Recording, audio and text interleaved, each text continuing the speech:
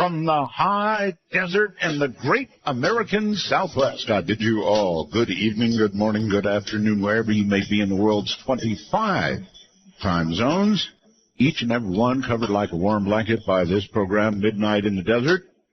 I would be Art Bell, and it is my pleasure to be here tonight. I've got a lot to talk to you about, and then I'm going to scare the hell out of you.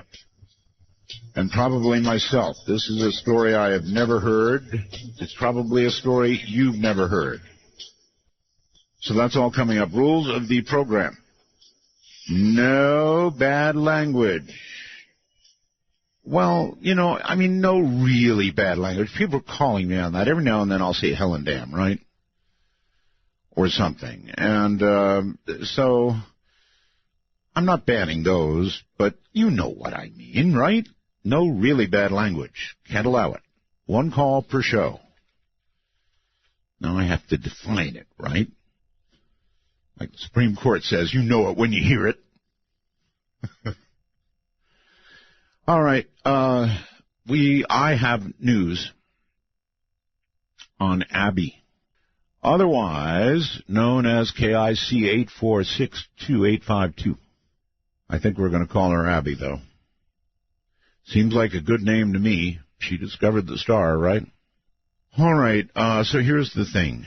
I have information, inside information again. I've had it now twice from NASA. Once NASA itself, once JPL. And now I have somebody inside the main scientific circles that are looking at all this right now. And I'm not going to burn this person's name. I understand that makes you perhaps down a little bit, what you're about to hear. But I beseech thou, please go to artbell.com immediately.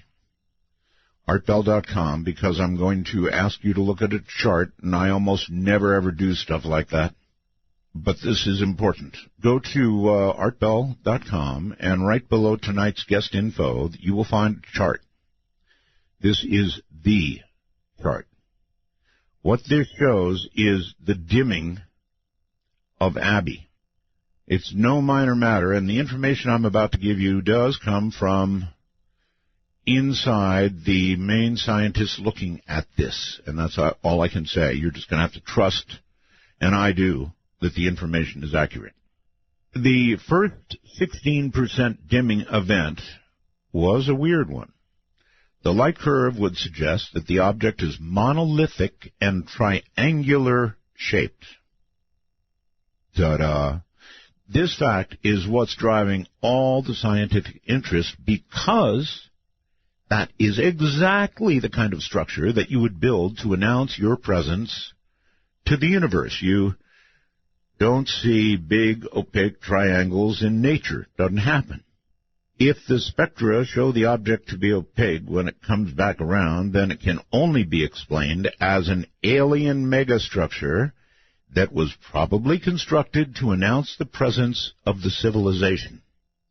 That would imply that they wish to make contact. Hoo-hoo! There is a slim chance it could well be conglomerated comet tails. Very slim. They, too, can appear triangular. However, as you'll see in Graph C, and that's what I've got up for you right now, Graph C of Slate Link below, well, below my guest, which is close up to the 800 event, what they call the 800 event. That's the big dimming, right? Notice how smooth the curve is. As time goes on, it exponentially blocks more and more light until at the very end it abruptly drops off. That indicates that a perfect isosceles triangle passed in front of the star. This is hot stuff I'm giving you this morning. The Hubble Space Telescope is now on standby to look at Abby. We'll call her Abby. The moment a dimming event is detected, the first second they detect any dimming, Hubble is ready to go. They'll use the STIS instrument to look at the spectrum of whatever the object is, and get this. They may even get an image of it, as they did with the exoplanet orbiting Fomalhaut. The triangle feature is being referred to as, in quotes here, the Imperial Star Destroyer, informally for fun among scientists, because it is a huge, slow-moving triangle. So now, using that phrase, some of the scientists will know that I have an in, but I'm not going to burn my sources. The Imperial Star Destroyer. Not bad. This is big news. You don't find triangles in nature, folks. If that's what she be, Abby, then we're looking at a signal to us that they want to make contact. Do we want to make contact? If you want to see the big event charted, you've really got to see this. I mean, you've got to look at this chart. You can see the 800 event centered on that. And then the additional random dimmings. Imagine if they actually get a shot of the damn thing, a big triangle. Figures it'd be a triangle, right? That's how I thought of it. Figures it'll be a triangle. That was my big sighting. Anyway, that's from inside the science circle looking at all this now. And again, I'm not going to burn my contact, but I'm going to tell you it's good information, as I did with NASA. I was right then. I'm right now. This is getting really exciting. I mean, it really is getting exciting. When we can lead with these kind of headlines, and it's still not a done deal, of course, but my God, folks, when has this program ever been able to talk about the scientific possibility of life beyond our own planet? I don't think it's sinking into a lot of people. Some people it's making angry. I got into sort of a heated email debate with somebody about this earlier, and as you know, on the air, I interviewed some very religious people from back in the Bible Belt, and they're not so happy about alien contact at all. Of course, I threw down some pretty hard stuff to make them say that, but there is a definite prejudice against anybody else being out there. There's one God, and for a lot of people, there's only one people that He created, and we're it. All right, onward. This is another biggie I want to talk to you about. British and U.S. officials said Wednesday they have information suggesting the Russian jetliner, Russian one, that crashed with in the Egyptian desert may have been brought down by a bomb. Now, I'm a CNN junkie. I'll admit it. I am. I watch CNN all the time. I think they were brainwashing the holy hell out of us today. Really, I mean, all day long, was it a bomb? It wasn't the usual, we don't want to make any guesses until we have absolute proof. It was a bomb. Likelihood is it was a bomb. Now, they're of course just repeating what the U.S. government and the British government are saying.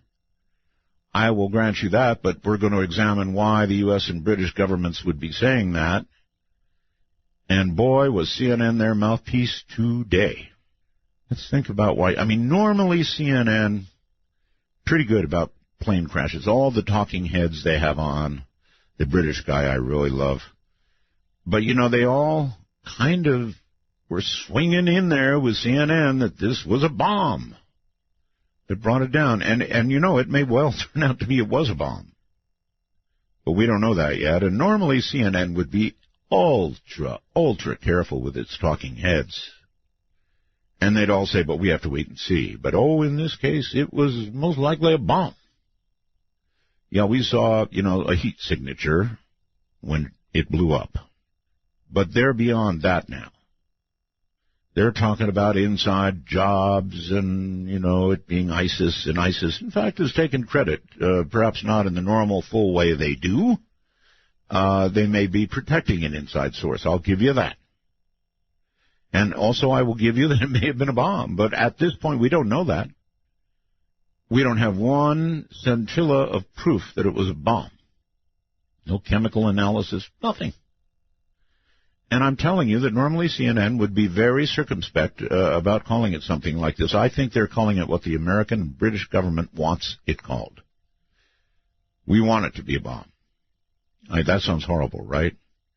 But in a way we do, because it was a Russian aircraft, passenger aircraft, that, if it was a bomb, came down as a result of it. So there's a big backstory here with what CNN is doing, and I think they are cooperating with the American government here, and I almost count this as propaganda. And again, please, I'm not saying it's not a bomb. It could well turn out to be. But normally they would never, ever cover it with this kind of assurance saying bomb. So why are they doing it now? Well, because the American and British governments, the American government mainly wants them to do it. That's what I think. I understand when I'm being propagandized. When you've been out of the country and observed the world political process underway from outside the country, you have a very different perspective of the American media. And I have that different perspective. And the way I see it is as follows. We want it to be a bomb because it's a Russian airliner. Now let's consider what's going on in Syria for a second, okay? Incredibly dangerous. Oh, God, it's dangerous there. So we've got Assad, a guy that we ostensibly wanted out, right? We wanted him out. He was horrible. Then, well, we sort of reconsidered a little bit, and we haven't said much lately, like, well, maybe Assad's better than whatever might come next. But still, we officially don't want Assad there. The Russians are in Syria now, in a big way, tanks, troops, bombing. But they're not bombing ISIS. They're helping us to death by bombing, but they're bombing the wrong people. They're bombing the rebels who want to take down Assad.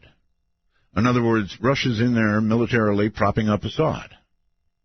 We've been complaining bitterly about it now for a long time, right? What do we want Russia to do? We want them to bomb who? ISIS, of course. So if this can be a bomb put in a plane by ISIS, then it might make the Russians really, really angry enough to begin actually bombing the people we hoped they would bomb. ISIS.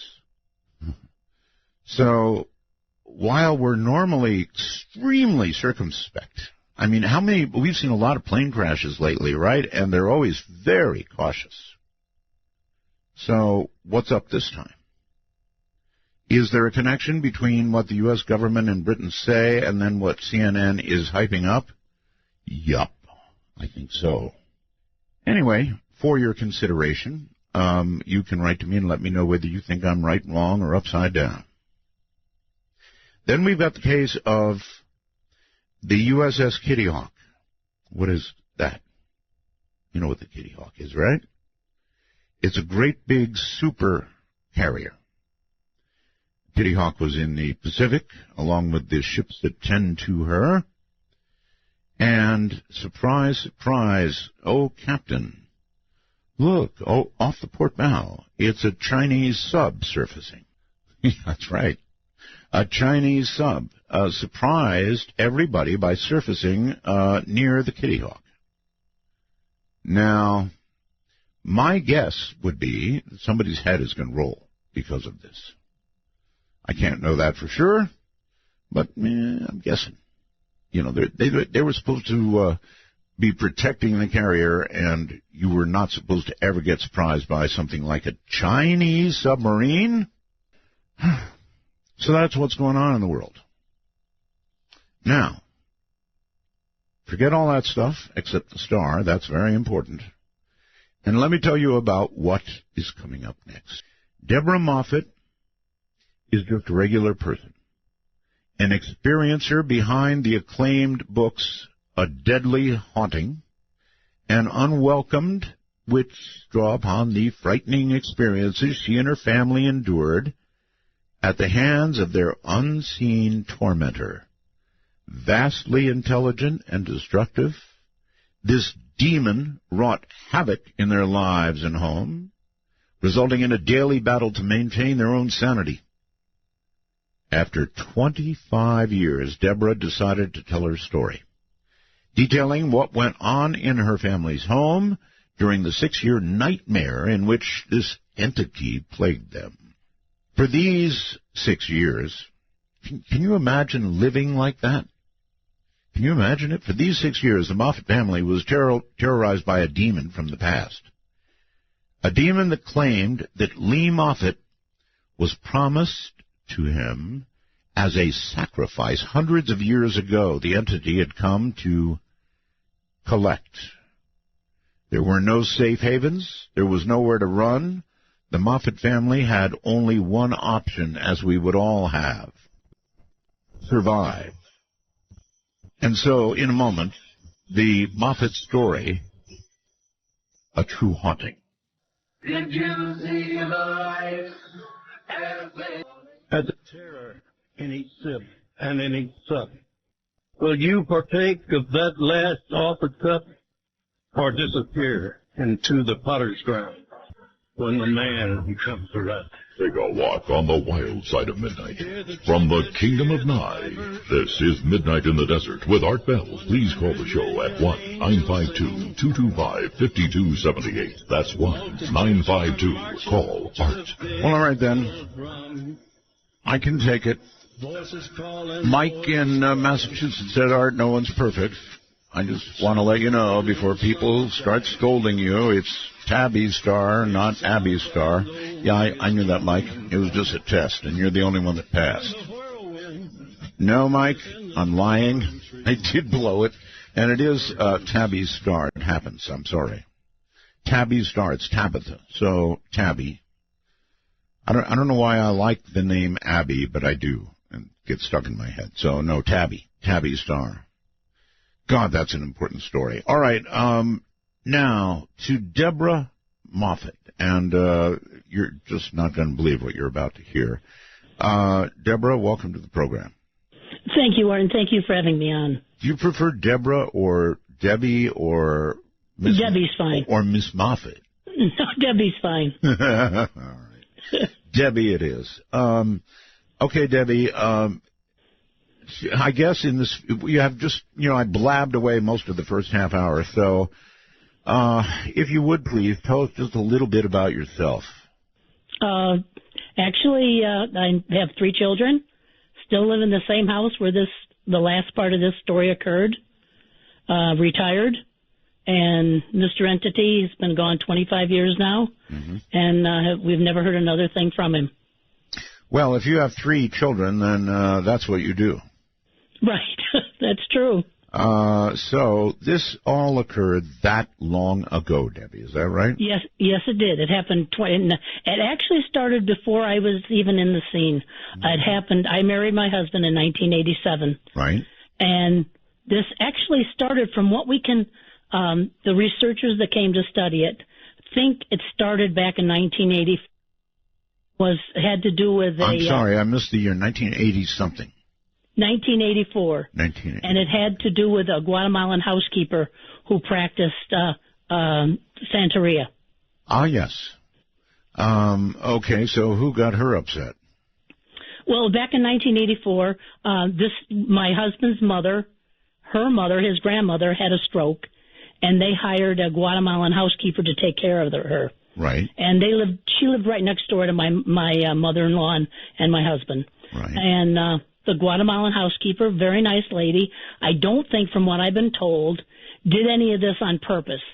She was afraid that when she lost her job, when the grandmother died, she'd have to go back to Guatemala. I see. So I think she was trying to keep the grandmother alive as long as she could.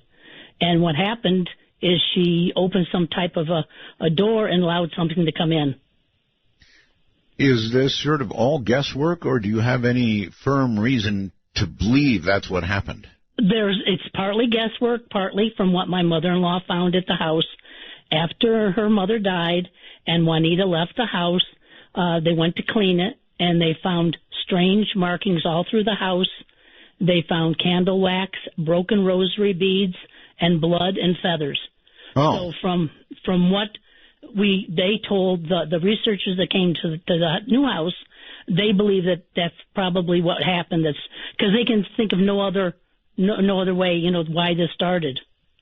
Okay, but yeah, that's quite a bit. You said feathers and blood and what else? Broken rosary beads, feathers, candle wax, and strange symbols all through the house. Okay, so there was practice going on in the house, no question about that. Right. Well, I do agree. I do certainly agree, Debbie, that when you dabble in such things, you do leave open the door for something you don't want as well as something you do want. Yes. Like I said, I don't believe she did this, anything to happen on purpose. She was just trying to keep the grandmother alive to save her job. Yeah, okay. But it didn't matter. Something evil did come through. Yeah, so I get that, but I read in the opening that Lee Moffett was promised to him as a sacrifice hundreds of years ago.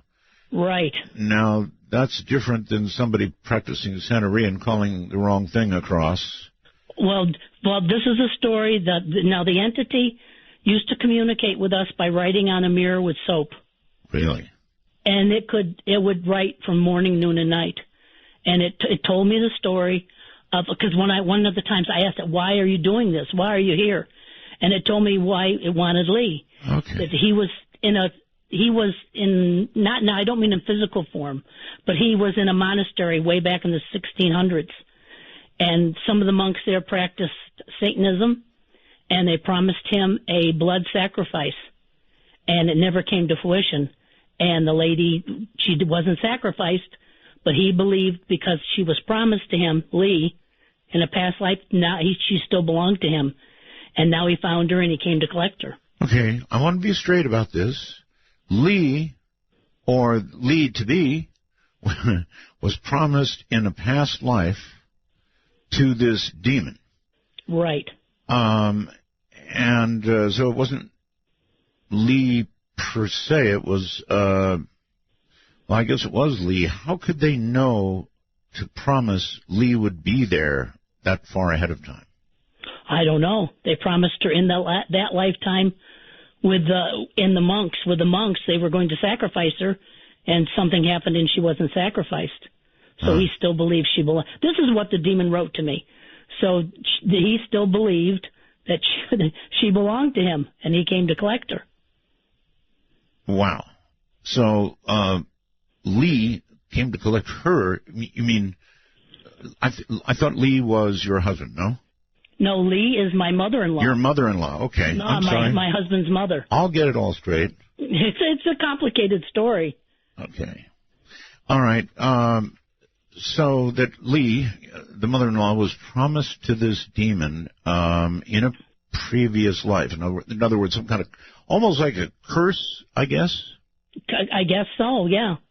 In other words, don't take me, but you can take somebody in a lifetime or two or three, or whatever, somewhere down the line in my lineage. Yeah, right. From what I understand, it was her. He gave the impression that it was her, that, that this was a previous life of hers.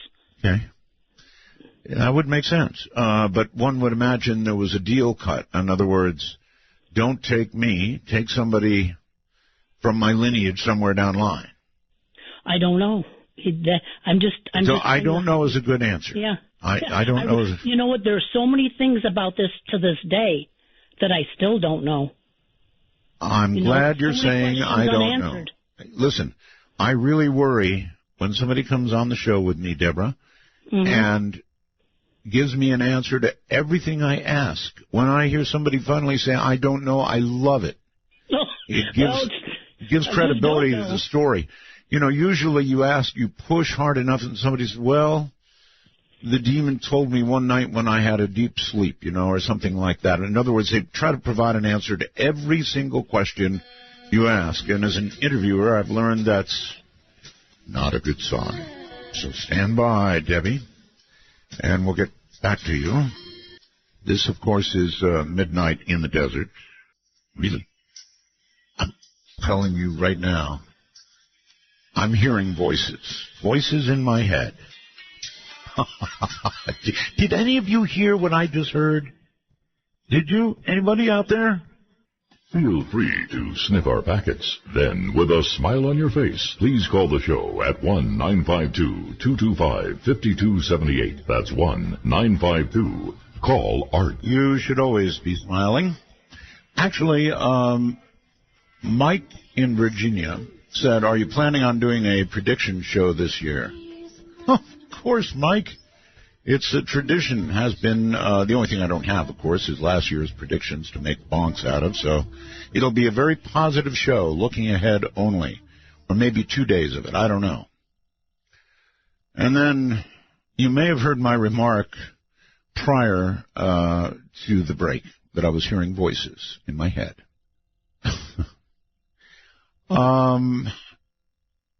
David, yes, I was hearing voices. And I called Keith, who operates, the board down there in Arizona. And I said, Keith, I'm hearing voices. Now, either they heard it on the air and will tell me, or you did it there. And he said, oh, not me. And then a moment passes. He said, oh, God, I left the mic on. And let me tell you, there's nothing more demonic than the Roland voice in your ear. Demonic indeed. And since I'm on the subject of the wormhole and messages you can send, if you are a time traveler, you get to pick. By the way, we've got between 75 and somewhere like 80 shows now in the hopper. You can go back and you can listen to old shows. You can hear last night's show in the afternoon when you want to hear it, and you have access to the wormhole, and you can send me messages about how I screw up, and so much more. All right, that said, yes, Roland's voice is demonic indeed. Debbie, welcome back. Thank you. All right, so I would assume then, that long ago, your children were about what age when this began? When this began, my one son had just been born in 1987. Right. And then the other two were born in 1990. They're twins. Oh. So until this came out in 2014, they knew nothing about it. We had never spoke about it in the house. So I had to tell them about it before I even wrote a book about it. Okay. And here we go. We're now going to begin to get about it, what really happened. This is so well documented, all of this. I know that, for example, somebody I trust implicitly was there with you, Dr. Evelyn Paglini, who helped you out, I guess, substantially. You can confirm that, right? Dr. Evelyn Paglini was awesome. She was a wonderful lady. Okay. I mean, when she came to the house, she came in with such courage and such confidence. That was Evelyn. Look at her, I thought, we're saved. This lady's going to save us. If anybody could, she'd be the one. The Warrens, were the Warrens also involved somehow? And Lorraine Warren came. Really? Yes. But I guess Evelyn Paglini helped out a bit more? She couldn't get rid of it. Couldn't get rid of tried. it? Wow. No. Wow. And the entity hated Dr. Paglini. I can imagine. He absolutely hated Dr. Paglini. He every minute was writing nasty things about her, vulgar things about her on the mirror. But she told us, I can't get rid of this. She said, it's too powerful. It's ancient, it's old, and I can't get rid of it. Let me tell you, for Dr. Paglini, that's one hell of a statement. Yeah, I know it, because I thought she'd be the one. But she said she was actually worried for my mother-in-law's life. Oh, yes. She said, I can suggest something to do. Whether you do it or not, it's up to you. She said, this deity, she called it an ancient deity, or she never really called it a demon, and she called it more of a deity. Okay. She said, if you take one room upstairs and empty it and give it the room and pay homage to this won't hurt you, and it'll actually make your life better. She said, because I can't get rid of it, and I don't know if your mother-in-law can be saved. So, oh, good Lord. That's what she suggested. Wow. Okay. Let us now go back to the very first thing, and you're still in the same house, right? Well, see, it started at a different house. Oh, it began. All right. So at this different house, located where? In what? Where it very first started, it's in Rancho Cucamonga on Archibald and Narrow Highway, excuse me. I always thought there was something wrong with Rancho Cucamonga. I could never pin it down. And there were like 3 houses right on the corner, right there. And my mother-in-law and father-in-law owned the one in the middle. Her mother owned the one next to it, Okay. and my husband owned the one on the other side. All right. Well, So let's the 3 houses were all connected. Let's deal with the house you were in. Was it limited to that house, by the way? No, and when all 3 houses were affected. Oh my goodness. All right. All right. Start with the first thing that ever happened. No, I can start with the first thing that happened that I can confirm because I actually saw it. Fair the enough. things that happened earlier, I never saw, so it's only hearsay. Fair enough. Thank What you. I actually witnessed, the first thing was ports. We had a tenant that moved into. My husband rented his house out. And we lived with his mother and father. Right. He had a heart condition, and he just felt closer, felt safer living together. So we all lived together. Right. We rented out his house to a gentleman. He had a large sports collection, my husband. So he left one room in the house locked, and the gentleman had free run of the house, but he couldn't touch this room. Got it. We would go down periodically to check on the room. The very first thing that happened is we unlocked the door where his sports memorabilia were, and something had taken all the bobbleheads, baseball bobbleheads off the wall and put them into the shape of a triangle on the floor. Oh my. All right. And, of course... And this is locked all the time. Is that right? This was locked. We were the only ones with the key. But you automatically think, you don't think something's happening. We automatically thought the tenant did it. Well, So that's we can just, but that's punish him. just bad. I mean, then you think you have somebody you can't trust. Right, but at least you can see that person, and you can deal with them. True. We confronted him. He said, I've never been in that room. I never touch it. I have a room like that in my house. There's nothing but very expensive, very complicated radios inside, and so nobody goes in there. Right. That's the way Bill felt about his sports collection. I fully understand. Mm-hmm. And so here are bobbleheads on the floor in a triangle. Right. We locked it back up. Like I said, talked to the tenant. Well, he assured us he didn't touch it. Well, what could we say? We thought he did, but we said, well, don't do it again. Right. Within a week's time, my mother-in-law was very religious. Yes. Next to her bed, she had a stand with all types of religious statues on it. One morning, she wakes up, and on the statue of Jesus is a pair of men's briefs. Bad. Out of nowhere. Of course, she thought one of us was playing a joke. You know, what are you doing? None of us could figure out how it got there. At that time, none of us even understood what an apport was. Well, look, even I don't know what it is. What is it? It's something that moves, something like an object that moves without anyone physically moving it. Right. Okay. Well, here's what I think. There's almost nobody, regardless of their religion, who would do something like that. I mean, it's just so highly disrespectful. I can't imagine. Of course, I don't know your family, but I can't imagine anybody would hang some underwear on a cross. No way. No, she was very upset, and it progressed from there. Pretty soon we started getting all kinds of different clothing on her statues. Then we couldn't figure out where they were coming from. Then we started getting mail and receipts, and they were all coming from the tenant. They were coming from the house next door. Receipts? You mean he was buying stuff? Sure, there were like receipts where he bought some clothes, and he had a receipt for them. Yeah. And they'd end up on her chest by her religious statues. I see. So it started all around religious artifacts. Right. We went down to a house. It's very hard to explain to the man, listen, we have your things up at our house. You can't do that. He'd think we took the things from his house. Was that his underwear? Yes. Oh, good Lord. It was his. I don't know for sure. You know, at the beginning of that, I would, as a woman, and I'm not, I'd have reason to worry. If another man's underwear shows up on the cross over my bed or near it. Well, sure. I mean, at this point, they're probably, I don't know what you're thinking. You're thinking somebody broke in? Right. That was another theory my mother-in-law thought. Maybe somebody came in when we weren't here. Right. Because, you don't go to the supernatural. You go to reality. Of course. You try to justify things. Of course. But we couldn't. There was just nothing that we just didn't know what was going on. Went back down to the house like a couple weeks later, and he wasn't home.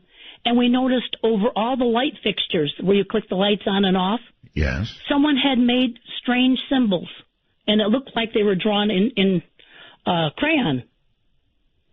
Well, So- now you did have children in the house, of course. No. My children, my one son was only like a month old. Oh, okay. That was it. I don't And this imagine gentleman him was slithering out of his. No. No, okay. And this gentleman was all alone. Gotcha. So then within a few weeks, the gentleman said, I'm leaving. Don't blame Didn't him. give us a reason why. He just said, I'm going. And he told us that on Friday, and by Sunday he was gone. Okay, so I would guess that he was experiencing things over there, or tired of getting accused of doing things over there. Right, that's what I think too. He wouldn't talk about anything. He just left. So he was gone. Okay. We went when he left up to the house to look at it to see what needed to be cleaned to re-rent it. Right. My husband goes in his room. I stood in the living room looking around, seeing what needed to be cleaned. There was a long shelf on the top of the wall, ran the whole length of the living room with all kinds of knickknacks. Right. I looked at it, and then I looked back, and I looked again at it within like a blink of an eye. Every single thing on that shelf was turned backwards within a blink of an eye. Oh, bad. My husband came out. I said, you're not going to believe this. And he didn't. He said, no, you didn't see it right to begin with. They were all turned backwards. Maybe this man had problems. He did these weird things. So just let it go. So I knew, though, that what I saw. Right. That's right. I understand. You know what you see, and what you see is what you saw. Right. Simple as that. He made plans to come back the next day to start cleaning. He kept the place pretty good, but it needed to be cleaned. We came in. We walked in the door. In the middle of the living room was a lamp from the bedroom sitting in the middle of the floor. Ay, ay, ay. And I just looked, and my husband said, "Oh, somebody must have came in the house," because he wouldn't want to believe. He was so afraid of the paranormal, he wouldn't want to believe something paranormal was happening. So he would try to make excuses what was happening. Most normal people would. Yeah. So we put that lamp back. We went into the kitchen. We went in the kitchen probably for 2 minutes. Came back into the living room, and the furniture from the dining room was stacked up in the living room. Good Lord. Within 2 minutes, and we didn't hear a thing. Okay. At this point, I wonder what you were thinking, and I wonder what your husband was thinking. Two completely opposite things. I looked at it as something, at the time, I wasn't familiar with anything paranormal. I had never been frightened in my life by it. Right. I looked at this as something absolutely fascinating. Look what was happening. You know, it was like my mind was going in circles trying to figure out what was going on. My husband's first instinct was, let's get out of here. Let's go. Let's hurry. Let's get out. But I wanted to try to understand what was going on. You and I, Debbie, have different ideas of what's interesting. And by that I mean, for example, this star out there that could be aliens. That's interesting. A room full of furniture moving itself, I run like hell. My husband also. Feel free to me, it was like I just couldn't understand it, and it was fascinating to me. I put the furniture back. He left. He stood outside the door. He didn't want to be in the house. Don't blame him a bit. But, you know, the feeling in the house, there was nothing nasty feeling in the house. Do you know what I mean?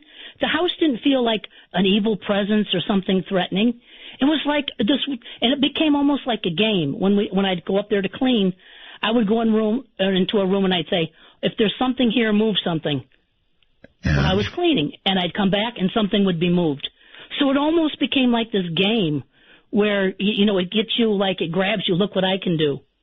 Debbie, a game is Candy Crush. What you're describing is no game, but I guess you were playing. Really, because to me, it wasn't frightening. It was amazing at that time. Okay. I've got to give you props for a steel spine that I don't have. I'd have been so out of there like your husband. Boy. So this went on how long? Now, this went on probably for another week, and then everything just stopped. Oh. It just stopped. It was like nothing happened. We went back to the house. Nothing was moving. Everything just went right back to normal. Okay. So the next month we decided, everything's back to normal now. Maybe this gentleman, left something, he dabbled or did something, left something around, and everything's gone now, so we're okay. Uh-huh. So we decided to re-rent it out. Right. Now, during this time, the neighbor on the other side that we rented out, the grandmother's house, had talked to my husband and said, did someone die in this house? Which no one had.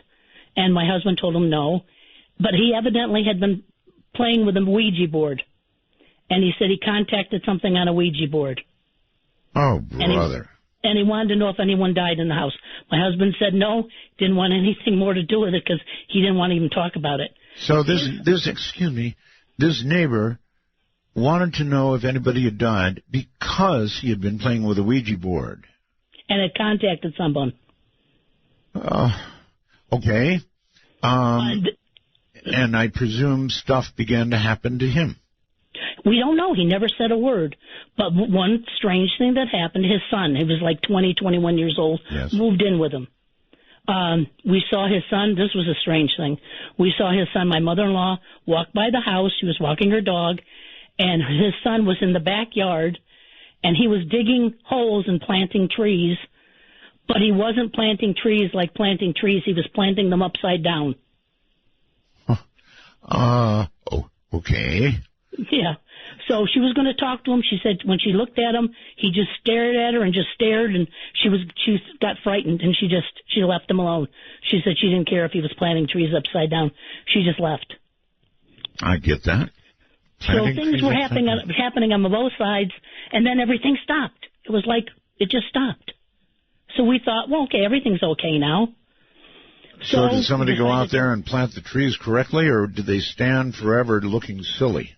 No, they died, and they were all just thrown away. That figures. Eventually, because within a month or so after that, the tenant died. Okay. Monty, his name was. He died. Okay.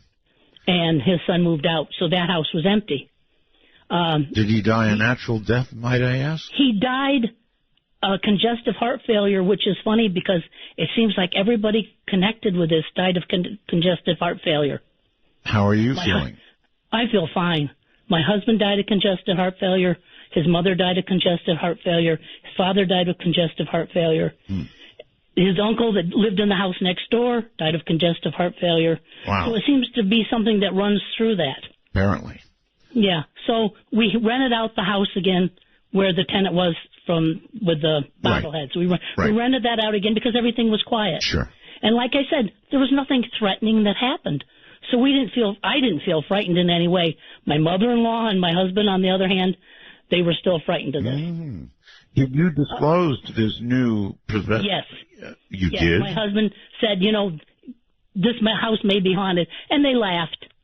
It was like, back then it was like 1987. It wasn't like today when people are more open-minded and they understand more about what's really happening out there. Back then it was more of a joke. This is a haunted house. Yeah. So they moved in. It was a younger woman and an older gentleman. They weren't married, but they lived together. The lady was very kind. We lived next door. I would talk periodically with her when I went out in the yard.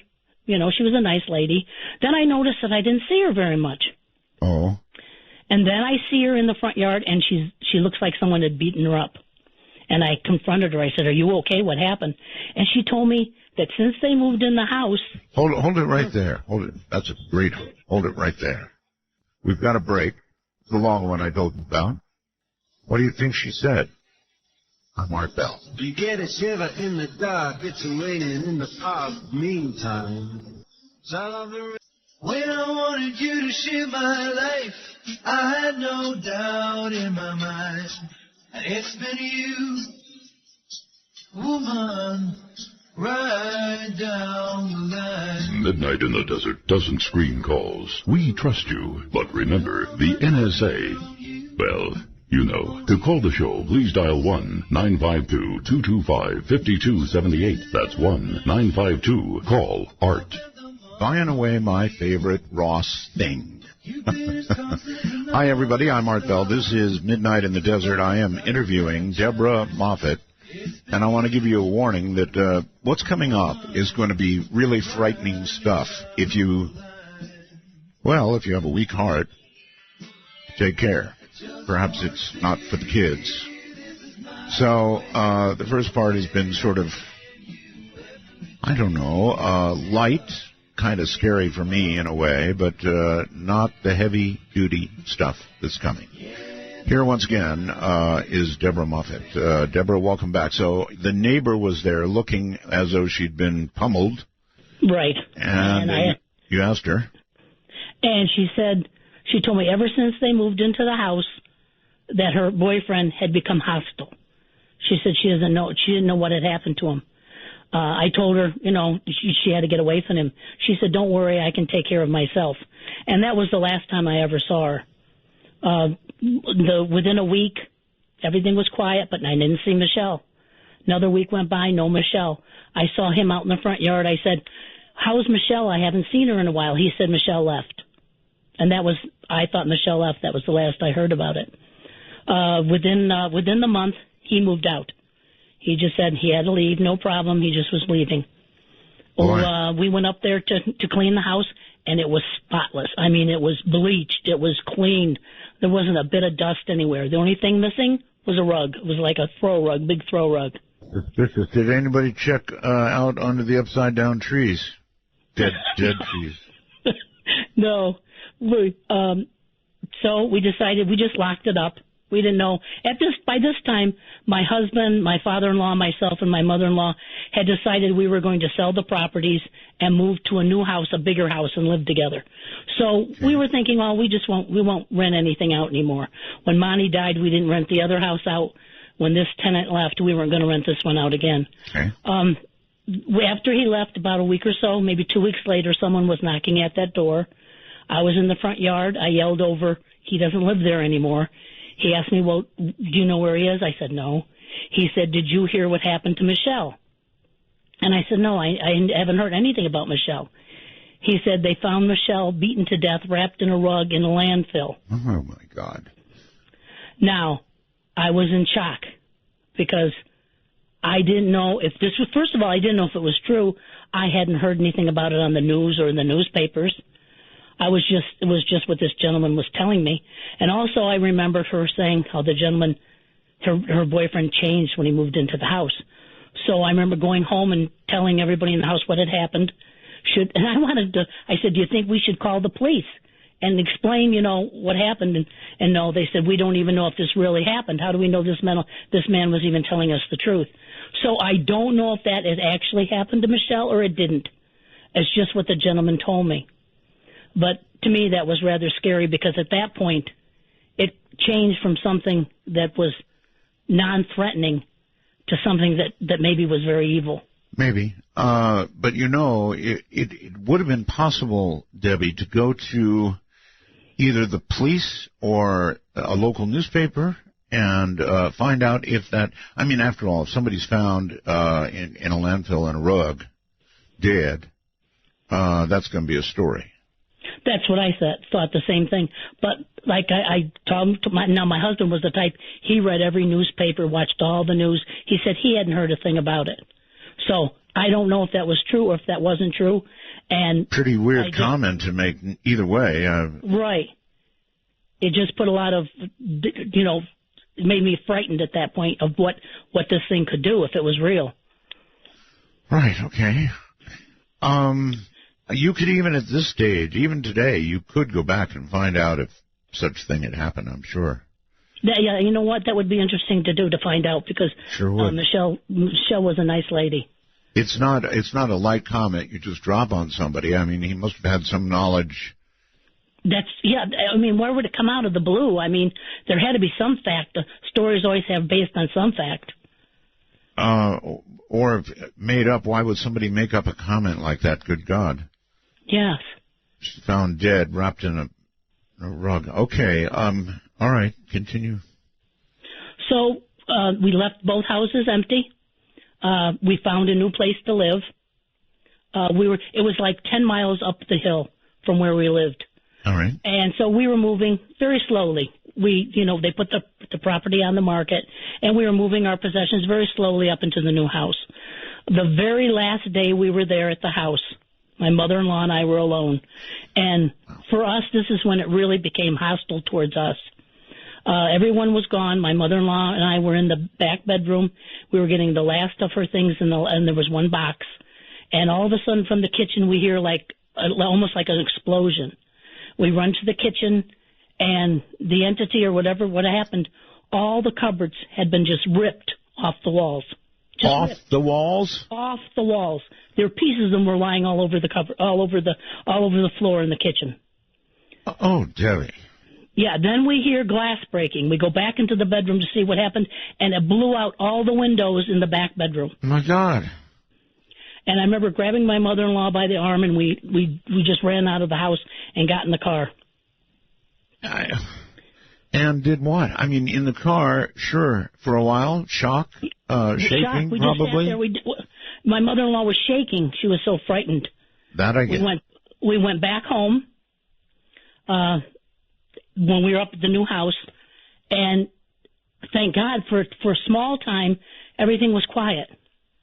Nothing happened. It was like we found our safe haven. We were okay. At least that's what we thought. But it didn't turn out that way. We were here for like 3 weeks, and then a thing that anybody else would experience, they would just ignore it, happened. A picture was turned backwards. And it was like a bell went off in my head. It was like, here we go again. It's with us. So it came with us from death. We thought we got rid of it by moving, but it didn't. It came with us.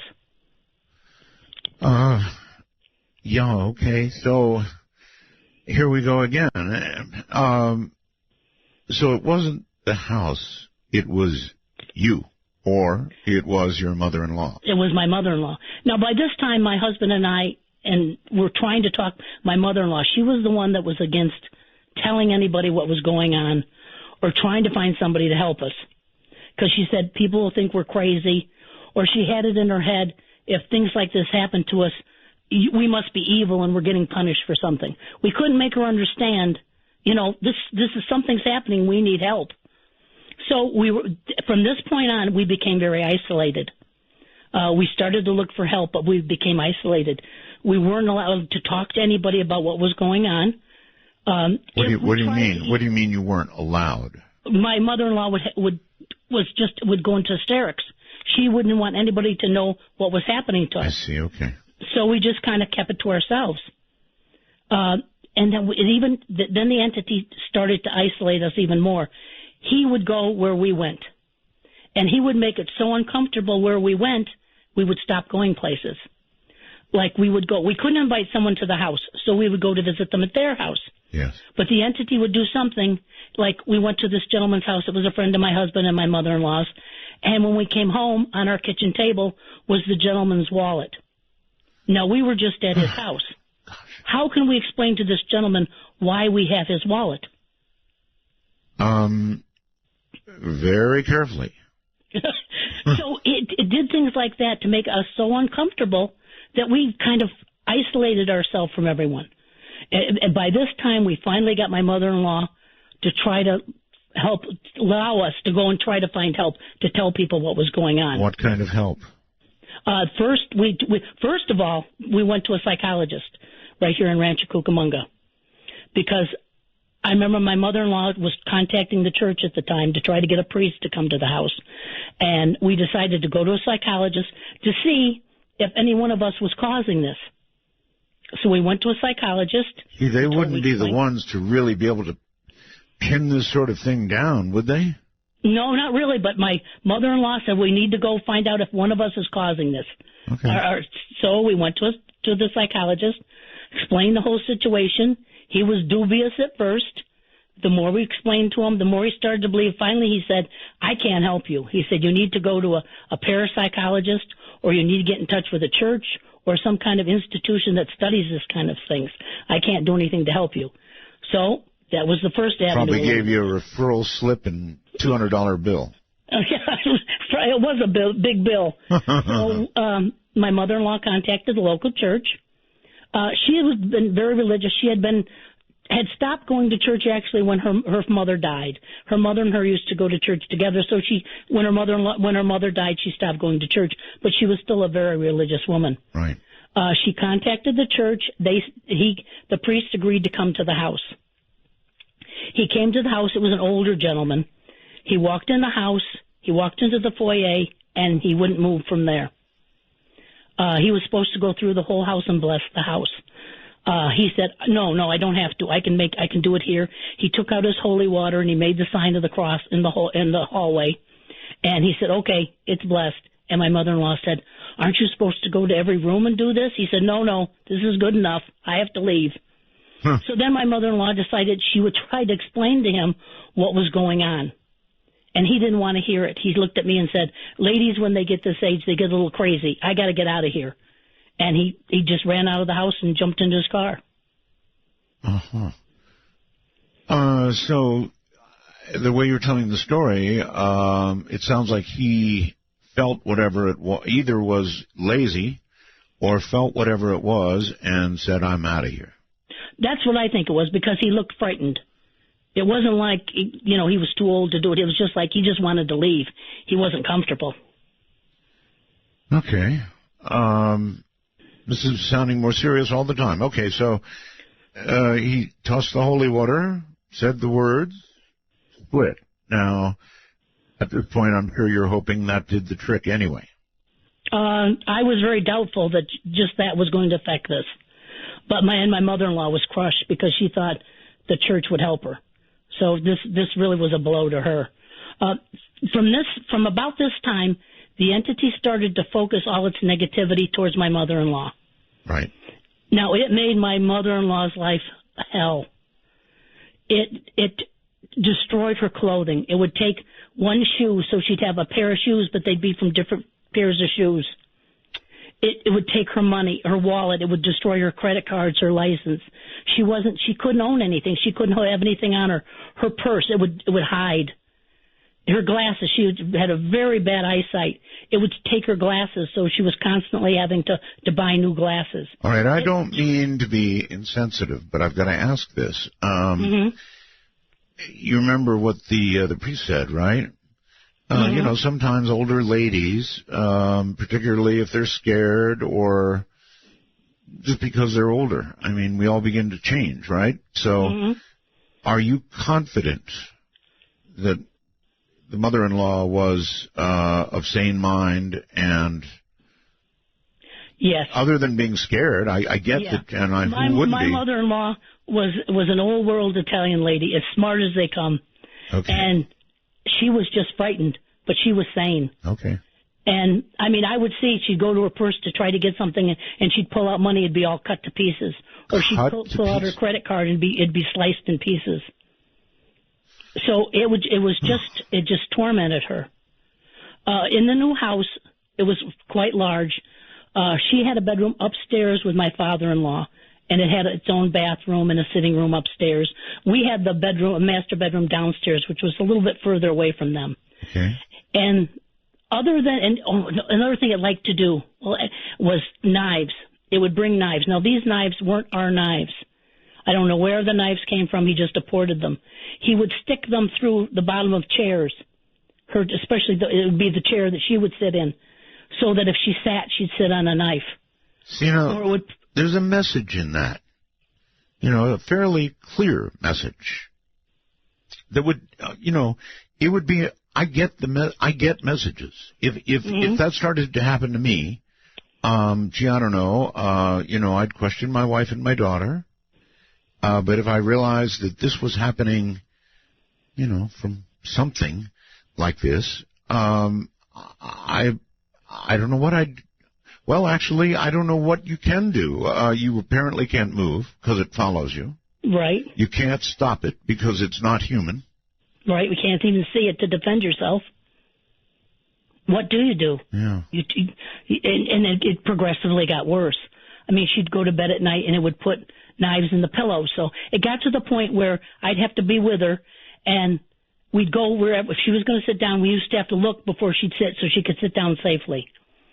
I'm the all next for that. thing that happened to me was the most amazing thing. All these other things were just torment. But the next thing to me was amazing.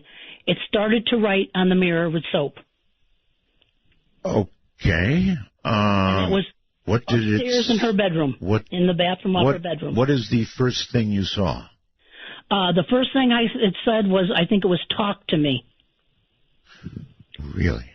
Yes. And then I remember my father-in-law, when it first happened, she was upstairs alone. So, when she called me up, she said, you have to see this. I left the room, I came back in, and this was on the mirror. Everyone else was downstairs, so it just was her upstairs. So when we all came upstairs to look at it, to see what was going on, immediately the first thing you think of is one of us wrote it.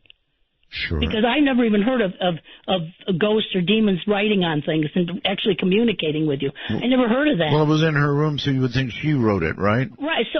So what we did first, we examined it, and I found out that it was soap. And so we cleaned it. We cleaned the mirror. Right. And we walked outside the bathroom. We were the only people in the house. There's only one door to the bathroom. The four of us stood outside the door. And I remember we talked. We said, if we go back in and there's writing, then we know none of us are doing this. We opened the door. We went back in, right, and there was writing on the mirror. Oh, my God. So we knew then no one else could be in the little bathroom. No one else could get in the bathroom. We were in front of the door. And the four of us were right together. Perfect. So we knew all right, so, something was happening. All right, so this time, what did it say? It started saying it didn't want us to go in the attic. Don't go in the attic. Right. It didn't want us to go into the attic. It started to pretend. Now, when it wrote, it would write all the time. It pretended to be my mother-in-law's dead sister. My mother-in-law had a nickname when she was a child that only her one sister called her. Yes. It was Nene. Right. And the entity wrote on the mirror, Nene, don't go near the attic. Sound advice, in my opinion. So it didn't want us in the attic. It would say things, there's a bad wire, there's going to be a fire, stay away from it. It wasn't saying to us, if it was her sister, have someone check out your attic, there's a bad wire in it, I don't want you guys to get hurt. It was saying us stay out of the attic. So it didn't want us in the attic. Well, I'm impressed that there were four of you who, after immediately cleaning this mirror, went back in and then saw it. Okay, so that eliminates any other possibility. It did. Yeah. At that point, we knew it wasn't one of us, and no one else could get in there. All right, so usually, when there's a button and it says, don't press this button, everybody does. They press the button. So it didn't want you to go in the attic. And, oh, my God, there's a mouse crawling across my table. I'm serious. Excuse me for a moment. Okay. I'm going to see if I can. My God, what is a mouse doing here? I wonder if it's your influence. I'm going to see if I can get a picture of this. Hold on. What in the world is a mouse doing in my studio? It's funny because we were infested by rats for 2 weeks. Yeah. Hold tight. Oh, now he's gone. Darn it. All right, where'd you go? I was just set to take a peek. He was just sitting right there. I'm sorry, Debbie. I'm really sorry. You're in the middle of this story, and I'm talking about a mouse. Where did he go? Okay, let's continue with the story, Debbie. I'll keep an eye out for the little guy. Okay. I hope it has nothing to do with your story. I hope so. Please continue. So my father-in-law, we stood there. My father-in-law one time asked it what its name was. Yes. And it wrote Prince. It wanted to be called Prince. Prince. Prince. Okay. At this point, apparently, he was, I don't know, getting used to this to the point he could do something like that, ask a question. At this point, yeah, other than that, the time when it answered that, for the first, year, it didn't communicate with us more so it spoke at us. It wouldn't respond to what we were asking it. It would tell us things it wanted us to do, things we weren't supposed to do. It almost became we were almost like held captive. Was it like bad things it was telling you? I mean, give me an idea. It was bad things, but it would say, don't go in the attic, don't do this, don't bring anybody to the house. If my mother-in-law and father-in-law had to go somewhere, if they didn't ask the entity, say they were going to go, it would destroy the car so they couldn't go. It had such power, it stopped us from doing some of the things we wanted to do. It would break windshields, break headlights. It was the most. You can't believe the feeling of almost being held captive in your own house. This is very serious damage, for one thing. It destroyed the house. The entity had a symbol. It was a triangle, and it had a tail coming out the bottom. And it carved this symbol in the walls. It burned them in the walls. It cut pieces, like 4 or 5 foot pieces of rug out in the symbol. It literally destroyed our house. Every day was putting our house back together. That's incredible. I mean, how do you go on living with something like that? Now, I guess at this point you knew it was with you, not just the house, so it wouldn't make any difference to move. It was with us. I mean, no matter we went, like I said, we'd go out to dinner, we'd come home, on the kitchen table would be the name tag from the lady that waited on us. One time we went out to dinner, and my mother-in-law looked down at her plate, and her meat, it had a big, like someone had taken a big bite out of her meat. Yeah. So where we went, it went. Well, that sure takes the fun out of a night out. Yeah. Okay, so there had no way to get rid of this thing. I mean, I would have tried another priest. I don't know what. We tried everything. We called Lloyd Auerbach. He was in charge. He had a paranormal organization. I know him. Yes. Yeah, he sent Chris Chacon out, and I remember Chris Chacon came out, and he had. So at that time, I've never seen one before. One of those meters, EMF meters, or whatever it is. Yes. Uh-huh. And he went through the house and he checked it with that and everything. And when he was done, he couldn't do anything, he said. I said, well, what is it? What's going on? And he said to me, very, very nice gentleman, he said, there's some things in this world you're never going to understand. And that was all they could do for us. Did he Everyone that came, and we called, there was no one we didn't try. We tried musicians. We tried people that practice Wiccan. We tried, we went to Thelma Moss. She sent out Carrie Gaynor because she wasn't doing it at the time. Uh-huh. He came to try to help us. No one could get rid of it. They would say, we'll pray for you. We had religious people come out, we'll pray for you. But no one could help us. Well, okay. I'm lost. I mean, at this point, what does anybody do? You mentioned he had a meter. Did anything register on the meter? He didn't tell me anything. All he would tell me was, there's some things in this world you're never going to understand. All right. Well, I know Lloyd, so I'll talk to him about it. Yeah. But obviously, Lloyd Auerbach, very nice man. Nice. He was, very nice man. I'm trying to think of we had, like I said, people from all over. We even wrote to people in different countries. In Brazil, there was a gentleman that worked with these things. We contacted him. He told us to contact the Warrens. But before we contacted the Warrens, we had other people come out. We had this is the time I saw it show itself, or at least use something to show itself. 2 shamans came out to the house. Very nice people. They came out. By this time, the entity had destroyed my mother-in-law's room upstairs to the extent, and it felt so dangerous now. We all moved in together into the master suite downstairs. Huddling together. Yeah. So now downstairs we have, thank goodness it's a really large room, it has a sitting room, so we had beds in there, and we had bed in the other part. So we all stayed together. At night, we didn't go apart. My mother-in-law very rarely even walked through the house by herself. Don't blame you a bit. No, I think any group of people would be so terrorized. Yes, you can do nothing. There is nothing literally you can do. So you try to survive. Right. That's what you do. You try to survive the best you can. It got to the point where she'd be sitting in a chair. She'd turn next door, and next door would be a knife sticking right next to her in the wall. Oh, my God. And these weren't our knives. We ended up with a box of knives, a big box of knives that weren't our knives that we just threw away. Really? He just supported them here. So you saved them? We had them in a box, and we threw them away after about a year when the box got filled. We just threw them away. You had a box full of knives? Yeah, and they weren't our knives. And there were all kinds of knives, old knives, new knives. So, at this point, you had no idea. Well, you were in discussions with this thing, right? I mean, obviously. Up to a point, we weren't, because in a way, like I said at the beginning, the first year or so, he talked at us. He wouldn't really communicate with us. Later on, he started communicating with me. But at this point, he wasn't. Like, the last thing was, like, before the spear came. I'll talk to you about the spear. But before they came, the Indians came. The shamans came. Indians, yeah, okay. Shamans.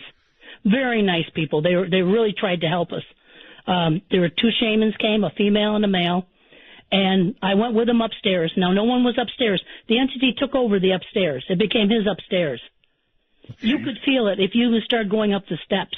You'd get halfway up the steps, and it was like something would just tell you no, and you didn't want to come back down the steps. You just left it alone. So we didn't use the upstairs for like 6 years. Good Lord. He went, the two shamans went upstairs. They asked me to come with them. I went with them. They did a ritual. They had, I remember, feathers, and they were putting sage, I think, all through the rooms and chanting. They opened up the door, which is right at the top of the steps. It goes into the attic. They opened up the door, and they would blow the sage in. And as they would blow the sage in, a second later, something would blow it back out. And so their reaction? Yeah, you could see the smoke go in, but you could see something blow it out again. And their reaction to that? They said, we have to go into that room. Okay. So they went into the attic. I stood right at the doorway so I could be right there seeing what was going on. Now, the attic had a pink insulation around the walls. And he told me he was going to confront this and make it show itself. I stood right there and watched this happen. And it's something I'll remember to my dying day. As I watched, the pink installation came off the sides of the wall and formed into a gigantic head. It was like a 5-foot head hanging from a rafter. And it was just a head, that was all. And I only saw the side view of it. I didn't see the front. And it had a huge chin and a large nose, and on the side of its head, instead of an ear, it had a circular horn that started there and made a circle and went up and over the top of its head into a big horn. How are you taking this, Debbie? Even the unaverage person could not take this kind of stuff happening. You know, this is the truth. I don't know why, but from the very beginning, I was not frightened of this. It was almost like one of us in the house had to be the strong one. My husband couldn't. He had a bad heart. My father-in-law wasn't a good person. My mother-in-law was weak, and I had a child. Someone had to defend the family, and it was left to me. So that was it. All right, Deborah Moffitt, hold on. The head part, that would have been over the top. Way, way, way over the top for me. I'm Art Bell. This is Midnight in the Desert. Tell you all about the mouse in a moment. Unbelievable. Absolutely unbelievable. What's said in the dark stays in the dark. Call Midnight in the Desert at 1-952. Call Art. That's 1-952-225-5278. All right. My guest is Deborah Moffitt. She's in a nightmare nobody can even contemplate. Romy partway through the story is just, it's off the charts. Totally off the charts, as you can hear. I want to take a second because I've never had anything like this happen before. Now, I'm telling you, you heard me when it happened. I just took a picture, and I sent it to Keith. Now, it's not of the mouse, because the mouse is vanished, gone. Here's the way it came down. And it's just too weird. I mean, on my right, literally, on my right is a Denon CD player, right? And above that, I've got a special Denon machine that plays Keith's voice. Get the evil Keith on my mind. Will play Ross's voice. Feel free to. Like that, when I hit a button. That's where the mouse was standing. Now, that's directly in front of me, right next to me. And this mouse is sitting there, eyes open, looking at me, curious or something. I mean, why would a mouse get that close to a human and then just sit there and stare? I turned to my left to get my camera, and, I started to open the camera app, And I turned back around and it was gone. That was freaky. Let me tell you, that was freaky. That mouse I'm going to name Abby. I need to do something with the name Abby. Oh, God, I wonder where it is. What was weird about it is, A, it was so close to me. B, it could have set off Ross's voice. It was just standing there. And C, it was staring at me. I'm telling you. I looked it right in the eyes. It looked at me. I know. Too much, right? But it happened, and I had to get that off my chest. So anyway, I sent a picture to Keith of the equipment I'm talking about, and he's going to post it up there, I think. So you can take a look. You'll see how close this is to me. It's right here. I could have, well, if I'd been fast and had the guts, I could have grabbed him with my hand. That's how close he was. But the little sucker was staring at me. All right. Gathering back together. It's just weird. It's weird that it happens when I'm getting a story like this from Debbie. Hey, Debbie. Yes. I mean, that's almost impossible. There's, a mouse. They're pretty, timid. Timid and scattered. This guy was, I could have grabbed him with my hand. That's how close he was, and just staring at me. Weird. Okay. Yeah. Anyway, back to your weirdness. So,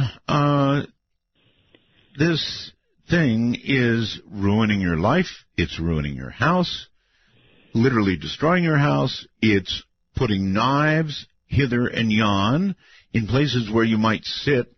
God, that's an awful thought. And there's no help to be had, no matter who you see. We tried everything. It got to the point where my mother-in-law was becoming distraught, which you couldn't blame her. She had no life. She couldn't even have money to do anything. Right. I believe that this entity, whatever it was, and I still to this day don't really know what it was, I don't think it had the power to actually kill her. I think it wanted her to commit suicide. And that was trying to drive her to suicide. Because with the power it had, I can't believe it couldn't just snap her neck if it wanted to. That's a very good point. A very good point. It seems like it was trying to either scare her to death, or, as you point out, have her take her own life. Right. Now, when they moved down to downstairs with us in the master bedroom, and the entity no longer wrote upstairs because no one was up there to see it. Right. It started writing in the guest bathroom downstairs. So it moved from upstairs to downstairs, not living, but writing. Right. So that's where it did all its writing. And it wouldn't write a little bit. It would write morning, noon, and night, constantly writing. Examples, please, of what it said. It would, like I said, at first it would tell us what to do. How it changed was like this. This was after like 2 years of going through this constant terror, especially with my mother-in-law. And it got to the point it was just too much. Then something happened. The entity locked her in the pantry. She got up to get some paper towels. It locked her in the pantry, and it did grab her by the throat and throttled her. Now, like I said, with its strength and its power, it could have killed her if it wanted to, but it didn't. But it did leave marks on her throat. At that time, it just got to the point where I felt so helpless. Because what can you do? I was trying to protect her the best I could, but how can you fight at something you can't see? So I went into the mirror at this time. I was very angry with the entity. And I confronted it, and I told it, I said, listen, I'm going to treat you with respect. You'll treat me with respect. You're not to touch my child, my husband, or my mother-in-law, Lee. And I left the bathroom to see what it was going to say. A minute later, I walked back in, and it wrote on the mirror, I will not touch the child. I will not touch your husband, but Lee belongs to me. That's when it told me, when I asked it why, that's when it wrote the story of what happened in the past and why she belonged to him. Well, wait a minute. It wrote the whole story? Yes. It took an hour. I would go in, he'd write on the mirror, I'd erase it, I'd go back out, come back in. He told me the whole story. Huh, Debbie, I don't get how you held up through this. You know what? It's because I didn't have a choice. Well, what could I do? Yeah, I do get that. I guess I get that. But when I say held up, I meant psychologically held up? How did you not go bonkers? Because I was so worried about everybody else and making sure they were safe and trying to appease the entity at the same time. Because I found out from that time on, that's when I started calling the entity Mr. Entity.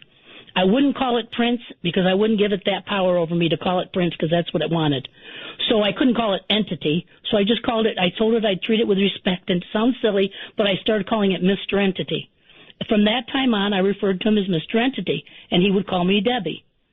And from that time on, instead of talking at us, he started to actually communicate with me. He would write to me on the mirror.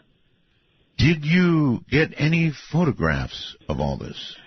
This is funny. When it first started, we'd had one researcher come and he would say, now take pictures of everything that happens and document everything so that you can show the next researcher or you can show me what's happening. Yes. So we would. It'd write on the mirror, we write it in a book, and we try to take pictures. Now, some of the pictures aren't great because you have to remember back at that time, it wasn't the digital camera where you could see if you took a good picture. Right. And taking pictures of a mirror, you got a lot of glare. Right. Right, I get that, but you did. Okay. You did take pictures. During this whole, 6-year period, we must have taken 1,000 pictures. Okay. Right? But this is what would happen. The next researcher that would come would say to us, now, you got to get rid of all these pictures. You got to get rid of all this documentation because you're keeping it here. You're acknowledging it and you're making it stay. So throw all this away. So it was a constant taking pictures, throwing them away, taking pictures, throwing them away. So luckily, my husband, who was a hoarder, he would not throw them all away. He had a box, which I didn't know about until he died. He would take some of the pictures and he'd throw them all the time in the box. So I have over 200 pictures, 250 pictures of the demon writing and the things that happened with the negatives. So I have a box full of those, but they're not all the pictures because we threw most of them away. Yeah, but it would be enough. Yeah. It would be enough. In the book, The Unwelcome. That's why I actually wrote the second book. Because the second book, actually, I just wanted to show people the pictures. There's over 100 pictures in that book of what went on. And that's what's so fascinating. Even me, who went through it. See, for 25 years we hid it because once it left, we decided we're not going to talk about it because people said, well, don't talk about it because you'll bring it back. So we didn't want it to come back. So for 25 years we made a vow. We never spoke to a person about it. No one ever knew anything about it. Even my kids didn't know about it. You said, you indicated that something strange happened. Well, go ahead. Your husband died? My husband died, and I was cleaning out the closet, and I found the box in the back of the closet. Right. And I opened it up, and it was full of the pictures from the demon. Okay, and those are in your book? Yeah. Just 100 of them. I have hundreds more. You have 100 pictures in the book. That's pretty darn good, I'd say. Yeah, I wanted people to see it. I wanted people to realize that, this happened. Look what it did. Look how it communicated. Okay, your books are A Deadly Haunting and Unwelcome. Now the Deadly Haunting is the fiction version. It's based on the true story, but it's more fictionalized. But 95% of it's accurate. Okay. I wrote Unwelcome because I wanted everything to be the truth. I wanted people to know just what happened, and I wanted to show the pictures. Oh, all right. Now, you indicate that something happened involving animals. What was that? Oh, this is very sad for me to talk about because the entity killed our animals. When we left the first houses down on the other street, we left our dog down there the last night. We were going to pick him up in the morning because we had no place to put him. Right. And we had wrought iron gates. And the entity took the dog, and he actually pulled the dog, a pit bull, big, heavy pit bull. It actually pulled it through one of the 3-4-inch wrought iron slots. Oh, my God. So half the dog was on one side and half was on the other. Oh, my God. And I could cry when I even think about it, why we left that dog there. I remember saying, please, let's take him. No, he'll be okay one night. We'll pick him up tomorrow. And he wasn't. It's so sad. It was just... All right, you did contact Ed and Lorraine Warren, right? Right. I contacted Ed and Lorraine Warren. What did they do? They were very nice people. They came out. This was back in, let's see, 88, I think, or was it 89? The beginning of 89. It was in February of 89, I think it was. Right. They were very nice people. I contacted them. They said they were coming out to California to have some kind of convention or something with a friend of theirs. I think his name was Chuck Moses from Los Angeles. Okay. And so they said they would stop and try and see if they could help us. Ed Warren was, I mean, you could sit and talk to him for hours. He was such a very kind, nice man. Lorraine was a little different. She's a little standoffish, a little reserved, but they were both very nice. I remember they came into the house. Now, whenever the entity did something, very few times did you actually ever get to see it. It's like you had to turn your back or blink an eye before it happened. And this is one of the things I actually saw. When Lorraine came into the room, she walked by a toy box, and the toy box slid right out in front of her. So I actually saw that. And that was one of the rare times it did something in front of someone. Okay. So the Warrens tried, but no luck. They came. We all sat down. She said, "I'm going to walk through the house." She walked through the house. She came back down. She was rather pale. And I remember she looked at us and said, "This demon is the most powerful, ancient, evil demon I have ever experienced." She said, "This is bad." I remember turning dead and saying, "This is bad, Ed. This is really bad."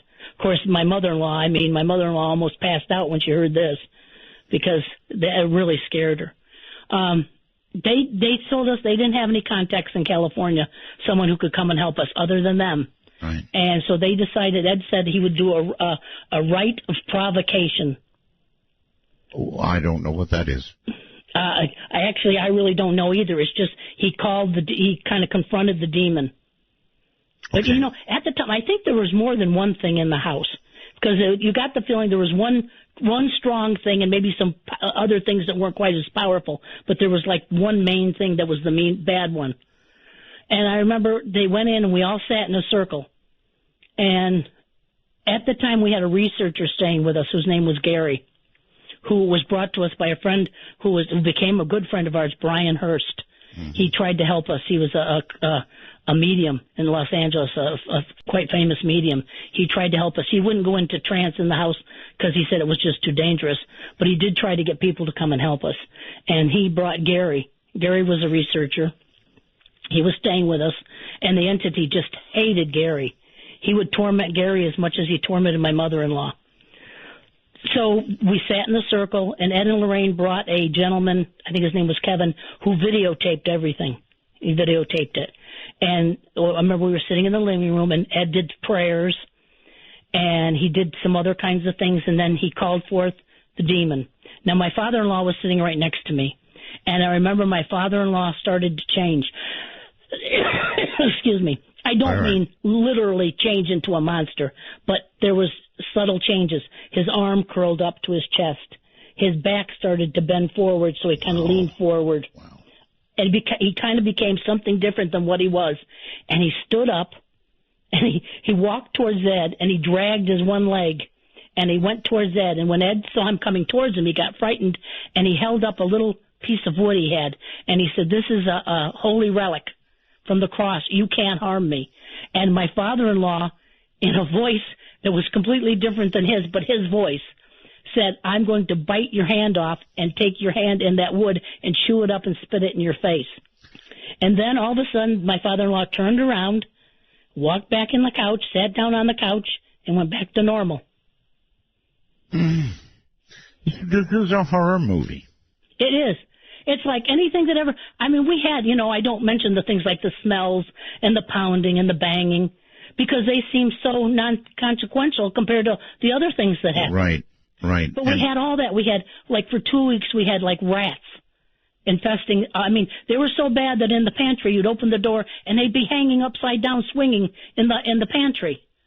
Really? We had birds for over a week that would bombard our windows in the bedroom. I wish you hadn't told the rat story. I'm still looking for that thing. Rats. Wonderful. Rats. Hanging upside down. Hanging upside down, just swinging. And they wouldn't move. You'd go in and you'd look at them, and they'd just look at you. It was like they weren't afraid of you. Now you're scaring me, Debbie, because you're doing this on purpose, aren't you? So Mr. Entity, I remember asking Mr. Entity, it got to the point when I would communicate, if I communicated with Mr. Entity, yes, and he loved to talk, I would go in and talk to him all the time. If I talked to him, he wouldn't be as destructive. It's like he was using his energy to communicate instead of destroy the house. Now, are you really serious about the rats just staring at you? I swear to you, they just would stare at you. They wouldn't run. They just look at you.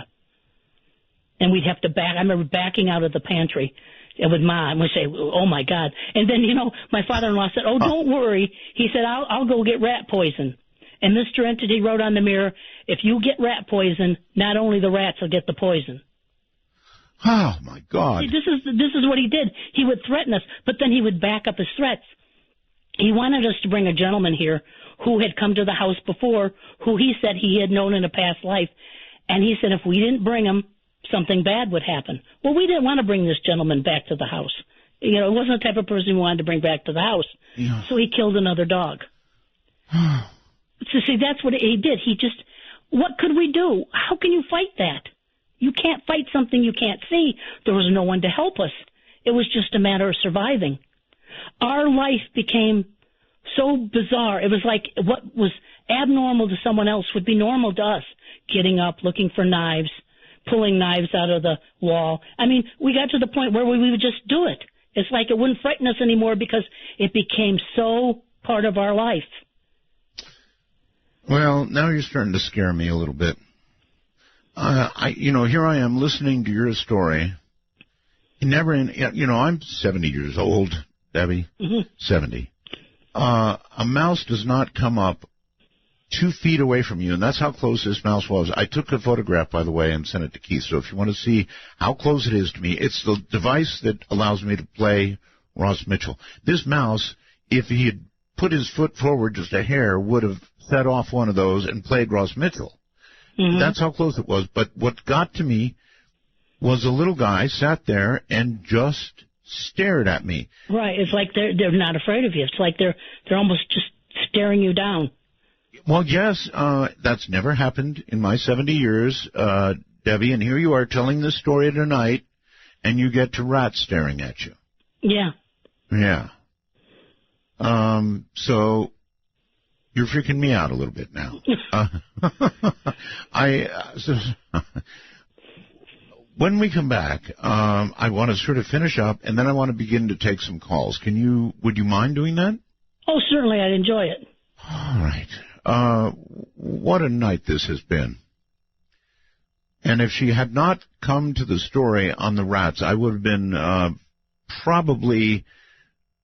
I'd be feeling a lot better right now. I'm telling you, I've never had anything like that happen in my life. They run. They should be afraid of us, right? This guy was staring straight at me. And that was going on for 10 to 15 seconds or so before I turned around to get the camera. The iPhone 6 with the camera. Then he was gone. Shouldn't say he. I named her Abby, right? Ay. This is Midnight in the Desert. All I got to do is dance to love you. All I got to be is be happy. All it's got to take is a walk to make it blow away, blow away, blow away. To initiate a dialogue sequence with Art Bell, please coordinate your phalanges and call 1-952-225-5278. That's 1-952-CALL-ART. Well, okay. Cheers to the person who said, why don't we name that mouse Abby Normal? Yeah, thanks a lot. All right. My guest is staring rats, God, Deborah Moffitt. So if you have questions for her, and I can imagine you would, I certainly do. And incidentally, you can go to my website, not only seeing a picture of where that mouse was, it's the little device with all the little white buttons. That's where the mouse was.